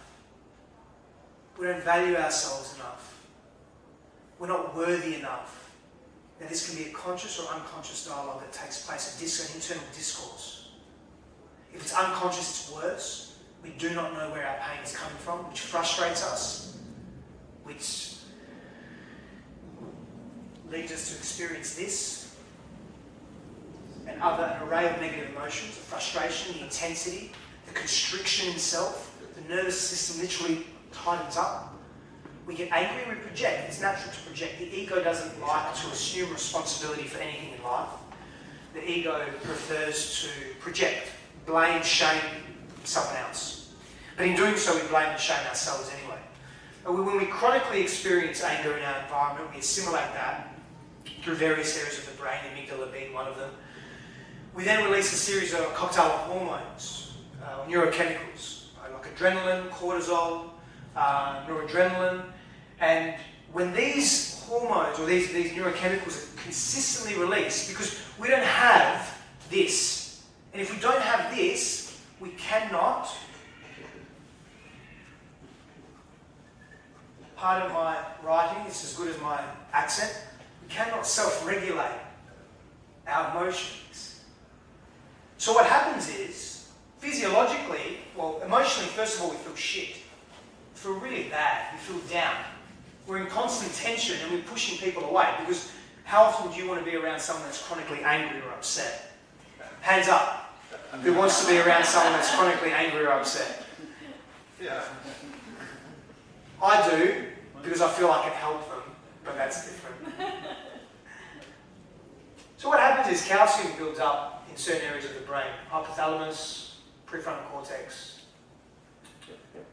And what happens then, our neurons begin to die. We start to lose our memory. Our body starts to protect, going to self-preservation instead of flourishing and thriving. That affects us physiologically in many different ways. It compounds. Think cancer, think heart disease, high blood pressure, elevated blood pressure, glucose in the body. Anyway, this isn't a medical, and I'm not a medicine man, I'm not a medicine person, I'm young.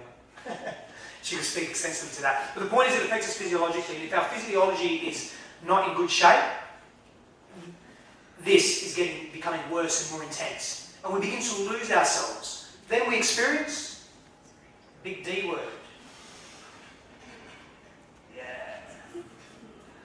We all love that. And there's pills for that too. The pills are really good. And I'm really sarcastic. I'm really good at being sarcastic. So we can see, by not addressing our fears and our shadow, we lose this, the ability to do this, to connect to ourselves, to our truth, to our authentic nature, and we lose our ability to have a positive self-image, an image of self that we adore, an image of self that we value, that we connect to, that we revere, that we respect, that we trust.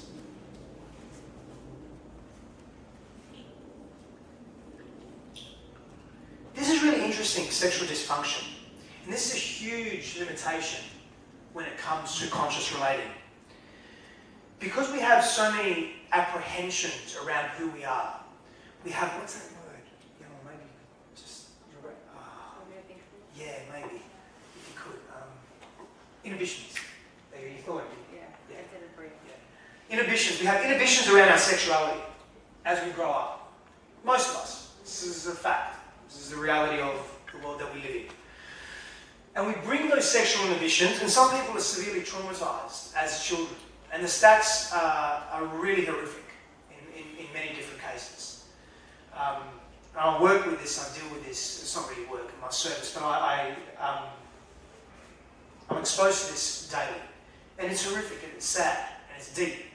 And it's not just trauma from a young age that we experience when we talk about sexual dysfunction. It's also people that don't experience any sexual trauma or abuse as young people or as adults, but that don't know themselves, or wish to express themselves in a particular way, but have this fear in doing so, which affects their self-image and their self-worth. They can't get past that, and they bring that sexual dysfunction in relationship, and it pushes people away. But more importantly, it locks us down. It locks aspects of ourselves down. And we're all adults here. We speak openly.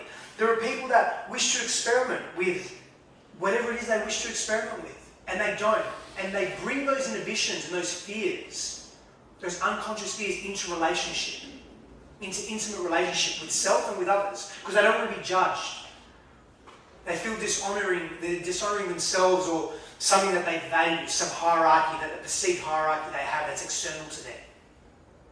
But what it does is it really, really damages who we are as people. So it's about self-exploration in a healthy way, and to be able to do that in a safe way. And that leads me to this here. It does lead me to that, but it leads me to trust. Surrounding yourself with people that you trust, that you respect, and that you revere, so that you can actually move into this space here. to this space here, and I'll come into that in a moment again, yeah? So I like to, you know those, I don't know if you have that here. When you were younger, there's the, like scrapbooks, and they had all these dots on the scrapbooks, and then you get a pen, and you'd make lines in between the dots, and you'd create like a shape, like a dinosaur or a car or something, yeah? Yeah, who remembers that? Just so I get an idea of I'm talking to, yeah, majority of people, yeah, cool. So I like, in my head, I like to do that.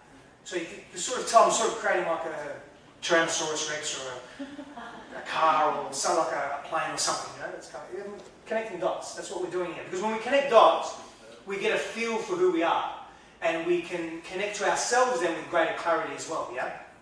So, when we're talking about this, you have to, in order to have this, first you have to have an ability to know self, number one, and move past your fears, and that's a process. It's not like there's an exercise you can do, and then in 1 or 2 hours, hey, you're cured. There's nothing to cure, and B, it's a lifelong process, and we're constantly evolving through that. And there's layers to fears as well. But don't let that daunt you.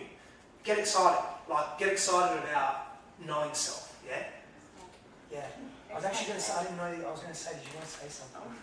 Wow, that's profound.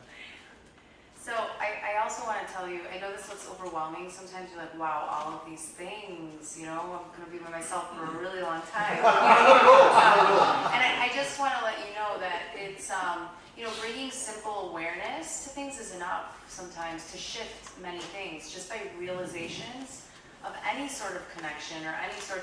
So it's just the process of just being curious and being able to go into some of these places. And that might be enough. It's just knowing yourself that something even exists, just the simple existence of a certain belief or you know, a block, or that something occurs in a certain way, or that you have a memory, or any of these, just knowing, collecting, you know, realizations. And from that, sometimes things shift on their own slowly over time. So there's not, you know, you have to go through a huge strategy for every single one, and then when you're all done with all of them, then you can start to go out into the world. So I think it's just being able to also, and correct me if I'm wrong, but if you do meet someone and you say, listen, like, this is what's happening, and I've been working on it, and da-da-da. It's just a way, that is also vulnerability, just knowing where you're at and knowing yourself enough to be able to express that to someone. Perfectly articulated. And then just beat it to probably about 20 minutes, but that's a huge block to conscious relating. Is attempting to be perfect.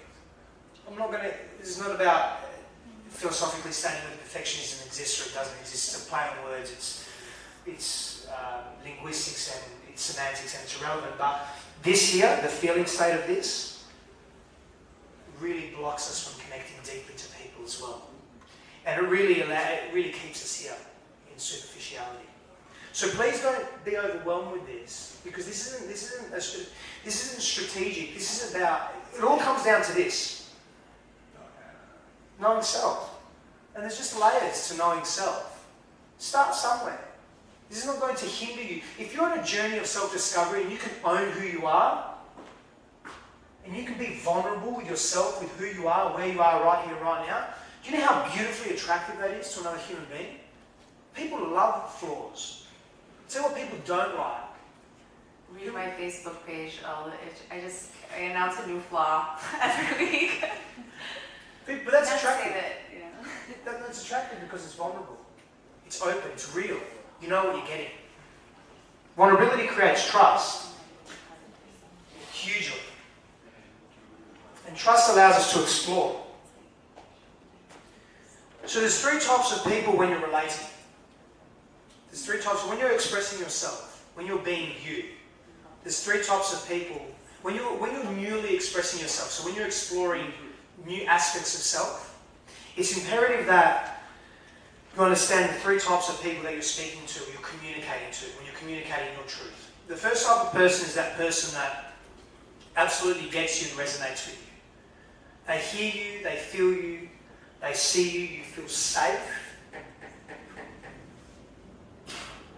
Foundation of safety is trust. You feel safe with them. They understand your ideological, philosophical disposition, they understand your language of love, they just get you. First type of person. Second type of person is the person that just doesn't understand you. They just cannot understand, connect to, feel what you were saying and what you were expressing. Now, there's nothing wrong with any of these three types of people, by the way. There's no wrong or right here. The third type of person is a person that sits on the fence. They're on the cusp. They don't quite understand, but they're very open to being in your presence, learning from you, growing from you, wanting to be able to contribute to your life in a meaningful manner. You want to spend most of your time here and here. You don't want to spend your time here, not because these people aren't worthy, because if you're human, you're going to get really frustrated. And immense chronic frustration will lead to constriction and bring up a lot of fear in you. Not a bad thing, but just a downward spiral. So spend your time here, cultivate trust here in number one. So in other words, you're cultivating courage and confidence with how you communicate yourself when you're learning about you. And then bring that over here and you begin to convert people to your way of being. Now, let me be clear, this isn't a cult. You're not converting people in a cultish way. When I say convert, they're going to get you. And then you're going to be this. You're going to be seen, known, heard, and felt. And the benefits of this are immense in a relational context. And you can then be that for them as well. That's really powerful. Spend your time here and here. These people, in number two, like my father, he'll come around when he's ready. And I'll just keep loving him from a distance. And close. I love him close as well. But he's not going to get it. Unless I can completely be non-attached to spending time, which I can be. But I wasn't. But I can be now. And that's okay too. But still, energy is energy. Where do you want to put your energy? These people will learn via observation. These people will come into your sphere of reality and consciousness. Don't push it. It's by observing. Allow people to observe, just as you need to observe your inner self and your environment as well. So now we get to a really exciting part of conscious relating. And what are some of the tools that we can use, that we can implement when it comes to conscious relating? So communication is number one. That's imperative. Yellow, whenever you want to come in, just come in here. So I've developed a model, I've developed various models. One of them is a conscious communication model. There's 12 key principles. This is one of them. This is actually one of them as well. And safety and trust is another. But these aren't necessarily the principles, there's just a few here. But we want to communicate in a vulnerable manner. This is the crux. Communication. This is the crux of our communication style, is being vulnerable, which is really difficult for people because it exposes us. It leaves us raw and open to attack, to criticism, to judgment, to abandonment. We're talking some pretty big fears here, to isolation. That's why, see how we're connecting dots? You need to be here and here when you're being vulnerable. Because if you just jump here, you're going to get rejected. Fear of rejection. Big fears. And you just perpetuate that. So if you can, from anything from this evening, and there's so much wisdom that Yelena has shared, but if you can get anything, is learning who to communicate with when you're being vulnerable. Vulnerability and communication with respect to who you're communicating to. I'm going to jump in and say one thing. Sure. So, it's another tool of self-love, right? Is to be able to express yourself without fear. It's almost that you will find the more that you can speak, be vulnerable, and express yourself and speak your truth, the more self-love you're going to be able to cultivate. It's like honoring your soul. It's honoring who you are, not hiding who you are. And just allowing yourself to deal with all the emotions after you've expressed it. But once you get through it, there's an immense amount of freedom that you experience. So as another practice, to build self-love, because it's always a big question, right? How many times people told you to love yourself and you're like, how? Does anyone feel that? Has anyone felt that ever? Where you're like, self-love, all right, I love myself. It's like, how? How do we self-love? So these are just little things that also, the more self-love that we can cultivate from within, the more we can share without. And vulnerability has been one of my ways of building my own self-love, is that even though it's painful to announce to people things that are in my heart, and that I know that there's, I know there will be judgment, and being able to do that despite the judgment, and being able to allow myself to process all the things that happen after I've expressed it, knowing that people know now, these things have really allowed me to grow as a person.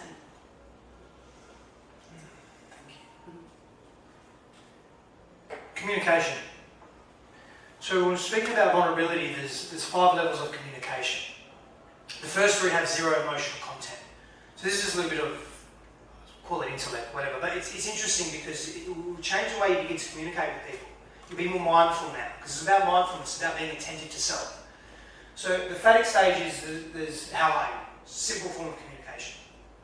Factual is I live in Miami. Well, I don't live in Miami, I live in Perth, but you would say I live in Miami. I'm a child of the earth. I live on the earth, in the earth, on the earth.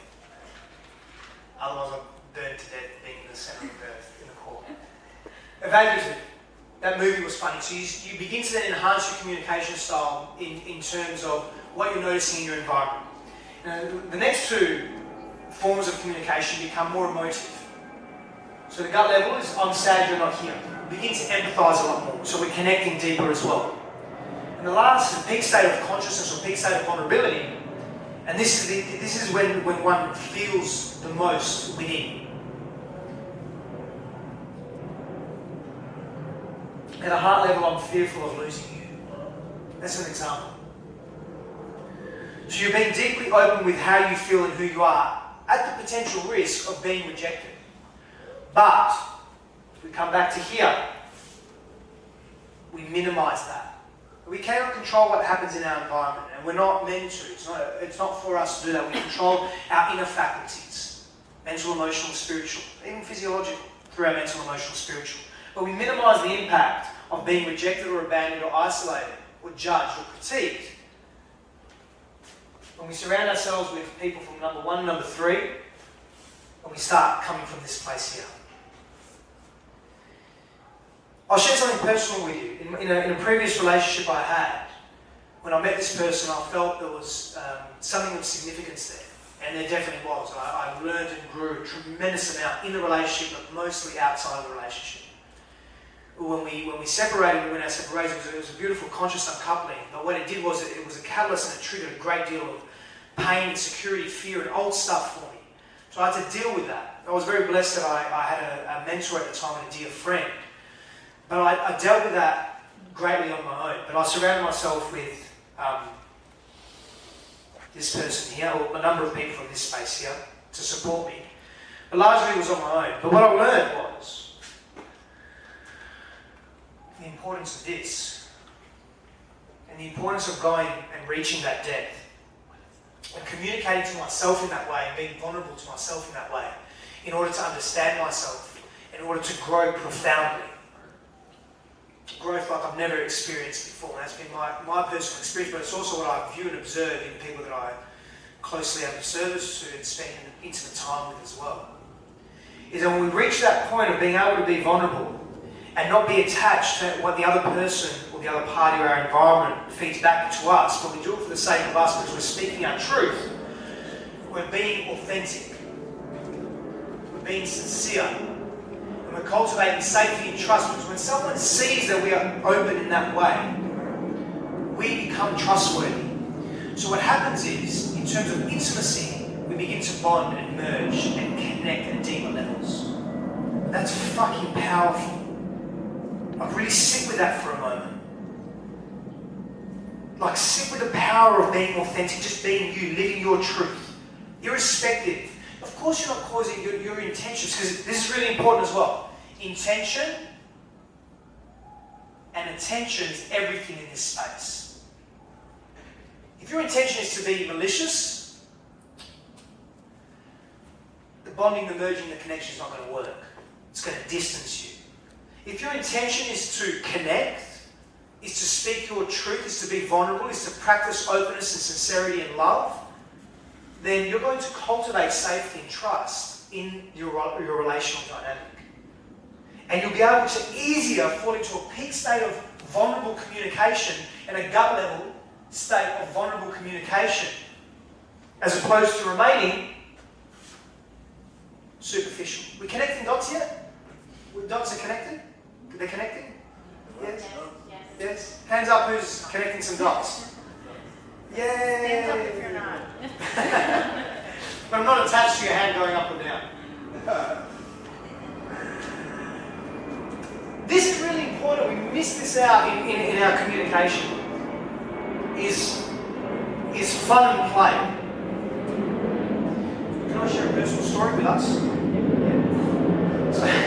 So, did you see that? Tell me. Trust fund. Yeah. I didn't even finish. And yeah, which is beautiful. So I honor that. Thank you. So we got really deep, really quick in terms of the questions we were asking each other, and we were philosophizing, and it got intense because it can get really intense as well. Yeah. We have to, and it's difficult to revert to this when you're sort of the furthest point away from each other. Right? We're on opposite points of the planet, literally. Miami, I googled where's the other side of the Earth, and it came up to his town. I was like, literally, it was like, yeah, it was completely the opposite. Yeah. Because this can be challenging, but it's all in the way you understand yourself, of course. So I was very blessed that I was communicating with a being that really has a deep level of self-awareness and self-realization. But fun and play is everything, because remember before Yelena was speaking about openness, we were speaking about creating space. Well, fun and play creates space and openness, which lends itself to bonding, communicating effectively, merging, connecting, feeling authentically in a real manner. Fun and play creates space and openness. And it's beautiful, and it's absolutely necessary for conscious relating and conscious communication. It really is. It drives it, in fact.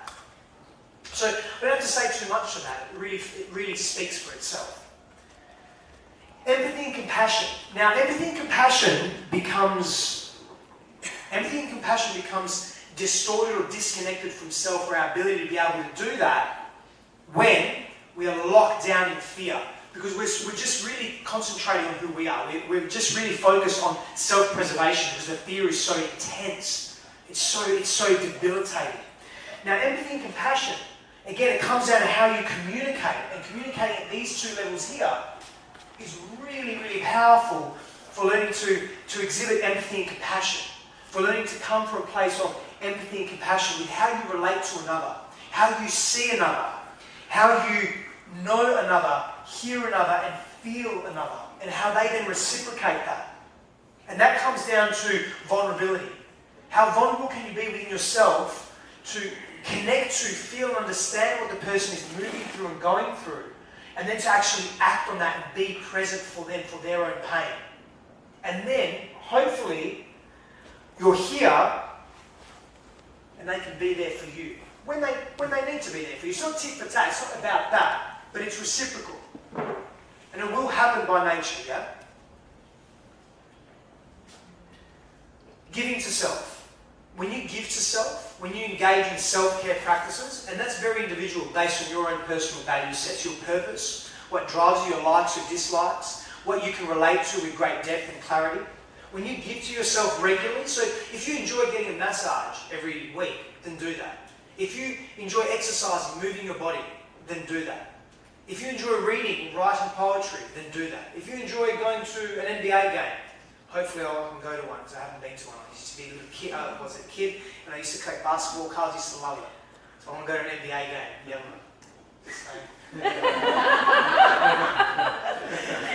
It's your town. Connect us up. Yeah, we have some trade-offs. So NBA, yeah? Cool. So, but give to yourself. Be kind to yourself. When you're experiencing disharmony and disconnect, how do you speak to yourself? What's your self-talk like? Is it limiting? Is it negative? Is it harsh? Do you have a harsh tonality to your self-speak? Be mindful of that. Now, here's one that is really important, actually. And so many of us negate. And I used to have this belief that if a relationship is difficult, it's not worth pursuing. Now that comes down to this.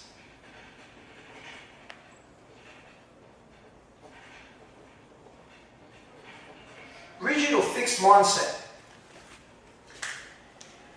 Because a growth mindset says that in challenge, and a Stoic approach to life as well, from Stoicism, the philosophy of Stoicism, and many other philosophies, Eastern and Western, say that effort actually enhances, or challenge can actually enhance a situation pending you know yourself enough to know your values. Yeah? So in other words, you're drawing alignment into your life. But effort, in challenge, there's great wisdom and teaching found in effort. Relationships require effort. Platonic relationships, erotic, intimate relationships, familial relationships, worldly relationships, they require effort. We cannot escape it, and we shouldn't escape it, because through effort we learn and we grow. Because as we are challenged, we are taken to our next level of our own evolution. We are taken to a place where we discover something else about ourselves, and we discover something else, about others as well. And that's deeply empowering for our own movement in relationship. Effort is so important. That enhances our ability to consciously relate to other people. History. And what do I mean by history? What I mean by history is getting to know the person, asking the big questions and hoping, maybe hoping is not the right word. No, it is in context, it's fine. Hoping that they answer you truthfully. And that will be largely dependent on a couple of numerous factors. One being, with respect to self, it's how well you know yourself, so what you're attracting in your life, the value sets, externalized value sets you're attracting in your life, and how deeply you've gone through the shadow self, and you've shifted your fears that don't then act as blockages and hindrances to your path. But history. If you're meeting someone for the first time and there's an intimate connection there, ask them again, who have you been? Who are you? Describe yourself. Tell me about your past. Tell me about the most significant experiences you've had. Tell me about the biggest challenges you've had and how you've overcome them. Get vulnerable. Be open.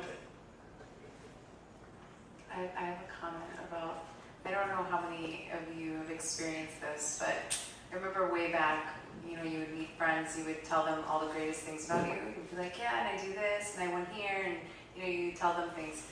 Now, fast forward to the conscious age where the first thing you do when you meet someone is you tell them all of your stuff.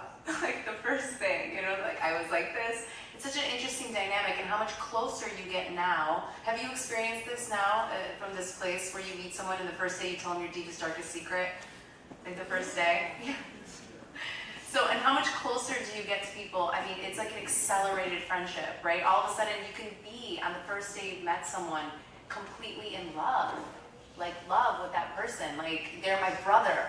That didn't happen before. It would take years to develop a friendship of that level, because we'd be so busy, making ourselves look good, that they didn't really know, until they went out drinking with you or something, and then they saw it all. Okay, so there was another phase of life where it was a little bit of a shortcut. College, right? College, they saw all your, the most horrible parts of you. They kept all your secrets. So, I think there's phases, but it is a beautiful thing where you're able to connect with someone and just tell them all your stuff and trust that. Jody? I love your point about the I conversation. I don't know if anyone else is having this with their cell phone, but when I text I, it comes up a question mark in a box.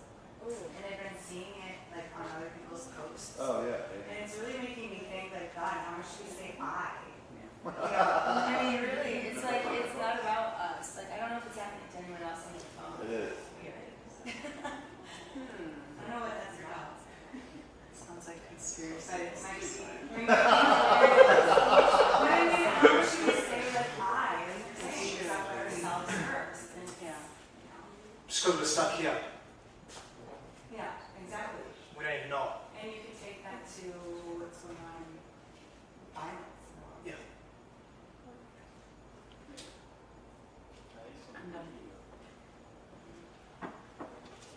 History. Get to know the people that you're with. Really get to know them. But in order to know them, you have to know yourself, because you need to know questions to ask, but also what to feel. How do you respond kinesthetically, viscerally, if you don't know yourself? And knowing isn't just intellectual knowing, it's a gnosis. It's a spiritual knowledge of self. It's an embodiment. It requires time. It requires effort. And a hell of a lot of it. Trust. We have to establish trust as a foundation for our relationship to flourish. Now, trust is predicated upon reliability and consistency, or the perception of. The perception of, an accurate perception of. It's reality is what is actually happening. Actualization of being consistent in your word. So being consistent in your word, your deed, yourself, what you portray. And then through consistency, you'll be reliable, and through reliability, people will trust you. And you'll be able to trust yourself, and you'll be able to trust others. So when you're looking to, how do I trust someone? You're looking for two key components, reliability and consistency. In how they express themselves. And people express themselves differently. Some people in the verbal word, some people in the written word, some people in their deed, depending on what their love language is, or their love style is, or their erotic style, and so forth. All of these aspects of self influence the way we express and interrelate with others, yeah? Really important.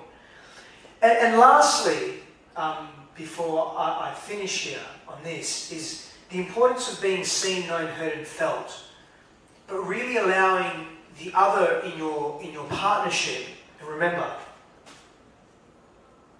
here, we have to be here at number 1 or 3. People that we trust, respect and revere, people that really get us, or people that are at least deeply interested in us. They don't necessarily have to understand everything that we are, or know everything that we are, but to allow someone to be seen for who they are, to allow someone to be vulnerable, to demonstrate empathy and compassion to people, to individuals that we deeply care about, that we love, that we feel for, to allow them to be known for who they are in their authentic nature, to allow them to be heard for everything that they wish to express, and to allow them to be felt at a deep, visceral, enderic level, like with everything that they are.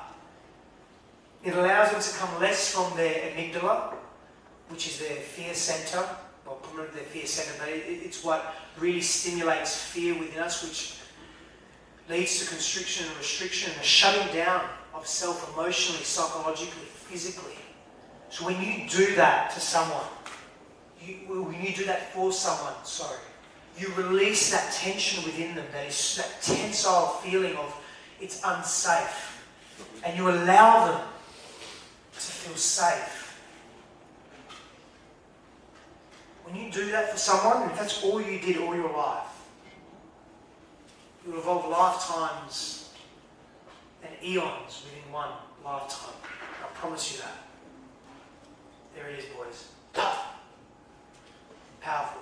Yeah, and I want to attest for the power in that, especially, I mean, just making space, and men, especially to do that for women, it's such a gift. There's no bigger blessing than to just sit there and completely be, look at Fernando's face. He's watching me like, really? Yes, to be completely just present and available and listen and care about what the other person is saying, and not judging it in any way, shape, or form. I mean, I don't know how powerful is. Do the women agree how that would be very powerful for them in their life to have someone who really is just cares and listens and is present and not judging, but just holding space for that? I don't know how important. I don't know how does that feel for you in terms of a woman doing that for you, or do women more naturally do that? Super important for every human. I'm just talking from a woman's perspective because I'm a woman. Women probably, so from a social... That's how I feel that there's a lack of that, and when I feel that, it's so powerful. I'm so grateful for that person, that they can hold that for me. I'm not this. No one is this, per se. But through my own experiences, I've made it a personal mission of mine to be this for other people in every capacity, especially for the women in my life. And I don't always get it right because I have my own stuff that I go through. I'm human, and it's not an excuse, but I sometimes lose my focus. I lose my attention shifts, and I'm not able to be that. But wherever I can, I am this tirelessly for the women in my life and people in my life. And in turn, I am rewarded immensely. Altruism doesn't exist. Altruism is a fallacy. But altruism is beautiful. So, these are because of my own personal experiences, the way I've been as a person in my own intimate relationships, and what I've managed to then look at and say, this is not who I want to be anymore. I've been able to observe that with great depth.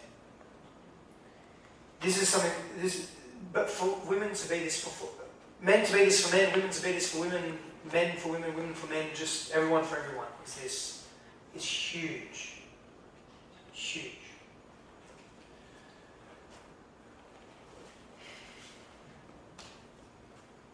We're mindful of your time. We've gone over a little bit, but we did start a little bit late. So, unless you have some questions, we're happy to have an open discussion. Of course, you're not held hostage here. You're more than welcome to leave if you need to. It's 9:20. So if you have some questions, we've got a few questions, we'll start over here. But if you are leaving because you need to, from myself and young woman, of course, young woman will speak for herself as well, but very grateful that you're here. And if you like, I've got some of my cards here.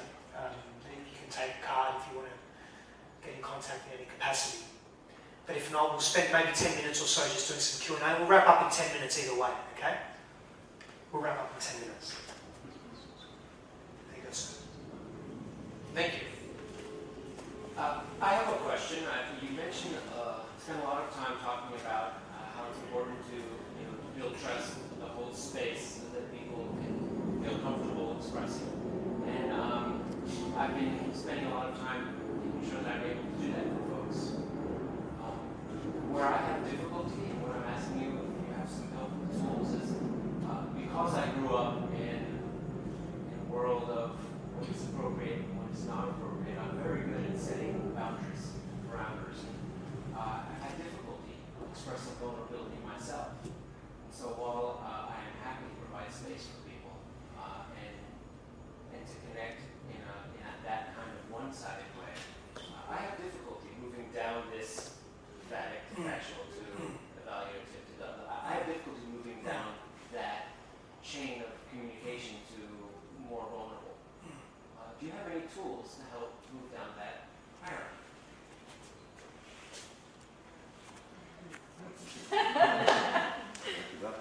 Surround yourself with these people.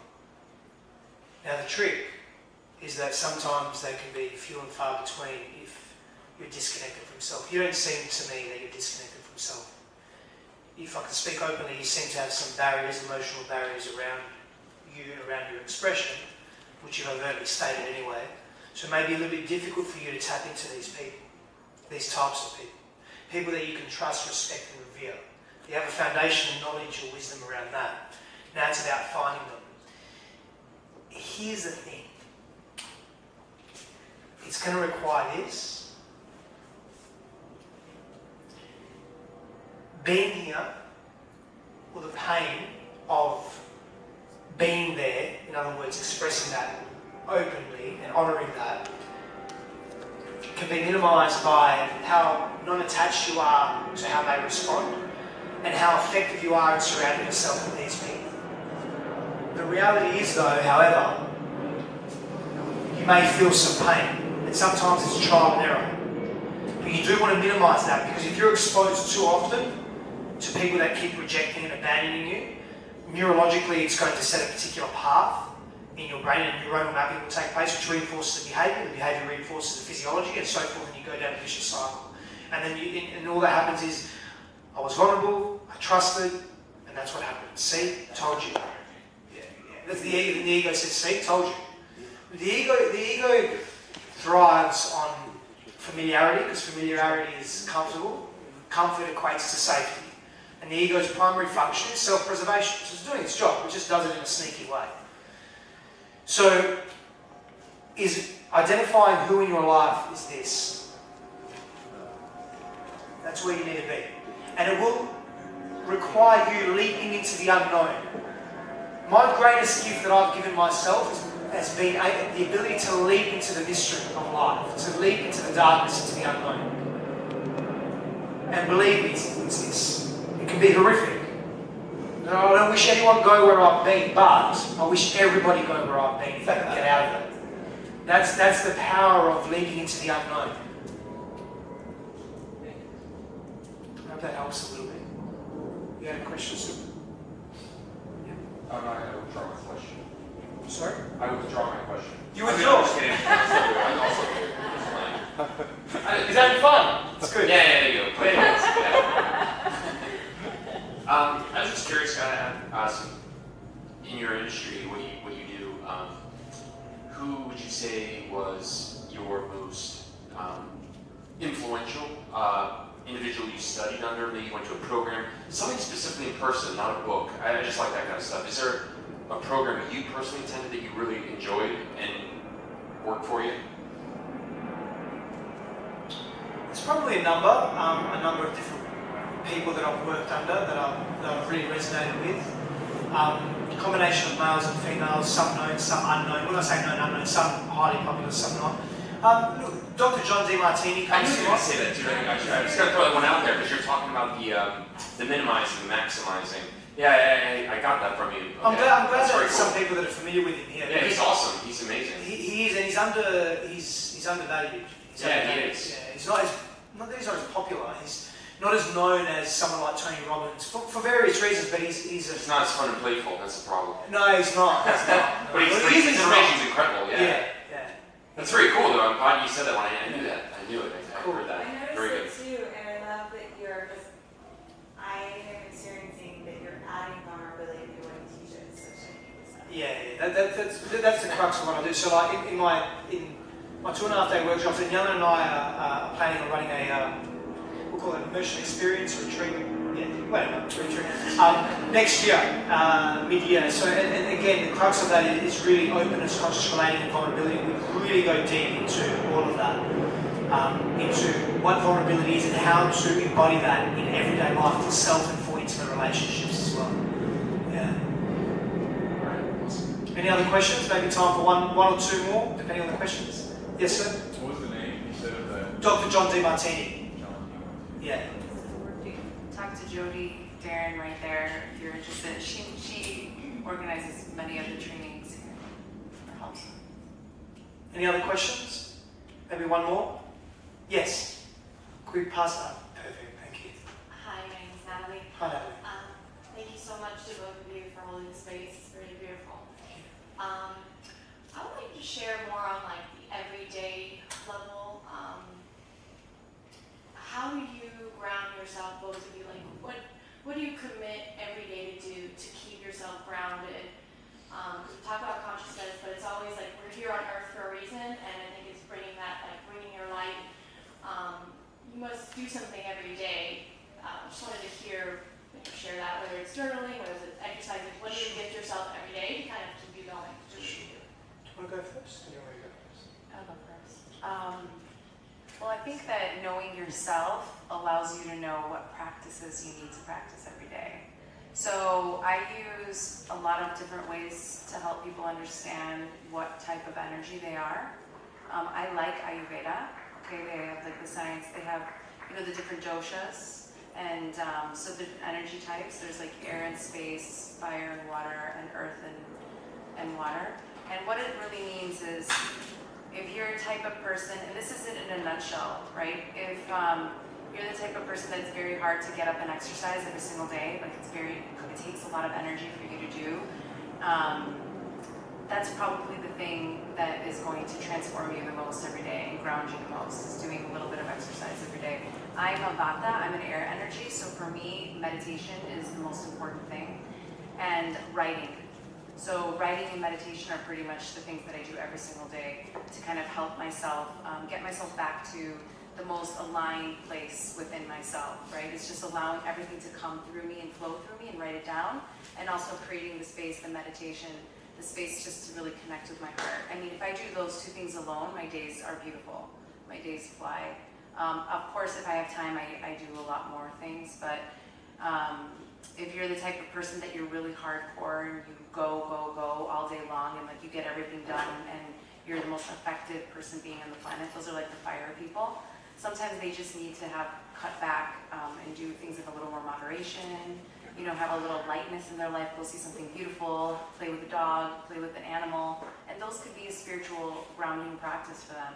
It's just almost, it's about, you know, knowing your needs and what makes you feel more peaceful and whole and grounded, and just including those in your day every day. Because it is an everyday, daily thing. You can't, I mean, unfortunately, the days you don't do the things that are good for you, you're going to feel it. And you're not going to feel like yourself. So does that help anything at all? Yeah. So for me, there's a balance between a go and flow. So I train, so I exercise, physical activity, which is generally quite arduous, quite intense, high intensity. And then that's my go. And then with my flow, in terms of grounding, I spend time in nature. We have some of the most beautiful beaches where I live, very blessed. As you do here, beautiful beaches, beautiful ocean. So I spend time in the ocean, very close to the ocean. I live by the ocean. I also have specific meditative practices, but beyond that, it's creating silence and stillness in my day, every day wherever I can, and being of service. So those four elements. I mean, and I read and I write as well. Writing in terms of expressing, so what I call sort of like philosophical poetry. It's an expression of self, how I'm feeling. And then I post that content up on social media, for example, or on my blog, or I just write for myself sometimes as well. But really, the two is spending time in nature, in terms of grounding and exercising, which is it's a Vira practice. So it's call it a masculine practice. That exercise, that high intensity grounding. Yeah. And then eating nourishing food with an intention. So that's a grounding practice as well. Having a very deep intention around, and attention to what you're doing in life. Thank you. And do you set a certain amount of hours in the day? Like, do you have a very certain schedule of when you do it, or just when it flows? Combination of both. I mix it up. I'll do that purposely. Sometimes I'll be regimented. I'll be very strict with where I'm at, what I'm doing, because I need to be, or I perceive I need to be. And other times I just allow one flow in my day. And I know when I'm off, because I feel tension in my body and in my mind. And then I make the adjustments necessary. Thank you. And the last part on that, the part that I want to say is that first off, you know, you have responsibilities, obviously. So I always say, I surrender to my responsibilities, but the rest of the time, I'm going to nourish myself. So, and commit to that, making that time to nourish me in the way that I know that gives the best of me to the world. I really appreciate, yes? Sure. I have a question.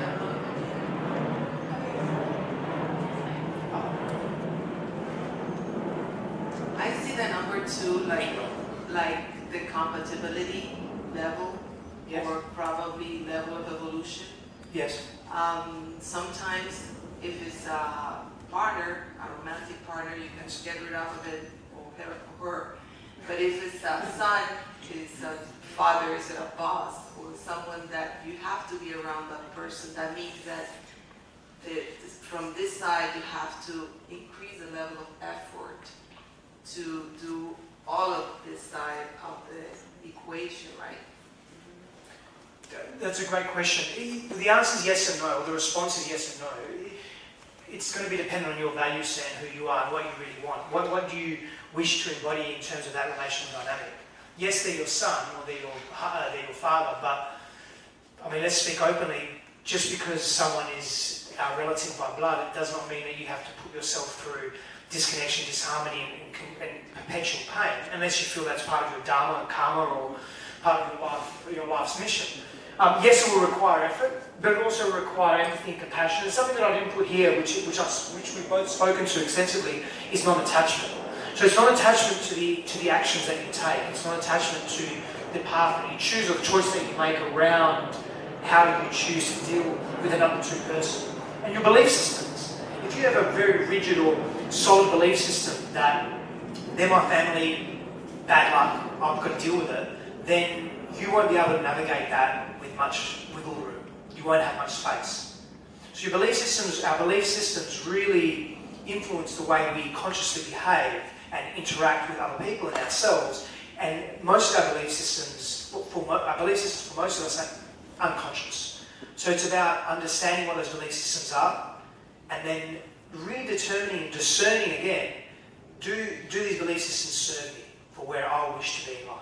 Yeah, because probably if you make a little more effort, yes, that number 2 can be a number 1 or number 3. Absolutely, but don't be attached to that. Is your rigidity, not precisely the person who is wrong. You know what I mean? Yeah, definitely, but don't be attached to that because it may not occur, and then you'll become perplexed. You become very disheartened with that process. The cycle, or the negative cycle of that, can really distance you further from your own self. So just be mindful of that. That's all. And I just want to comment on that. So it is true, right? Your family and things like these, that they're more difficult, and it doesn't mean that yes. The more effort we put in being loved, despite whatever they are, the more you will get back as well. So it doesn't mean that you have to subject yourself to being tortured by these people. You can protect yourself, right, from that. You don't have to be in the line of fire of them, but you can always respond with love. And that is when you are truly, you're planting seeds of love that one day will transform eventually. Maybe not a sledgehammer case, maybe, but but I'm saying this is the whole thing. Some of the most beautiful relationships that exist on the planet are from a mother and her child, or from people that have went through tons and tons of hardship and they've made it through. And that's the reason, that's the effort, right, that we do. Sometimes blood or a marriage license or something, they hold us and keep us to those people. But if we do break through that, the amount of love that we receive for ourselves and for everybody, and the inspiration that we create is immense. It's so beautiful. So it's, we can't get attached to it, but if we consistently show up as love and protect ourselves at the same time, there could, the chances of something really beautiful occurring for you that you will love and be proud of, are really high. I very deeply resonate with that. It comes down to you, who you are, and what you want. I think we're done there, beautiful people.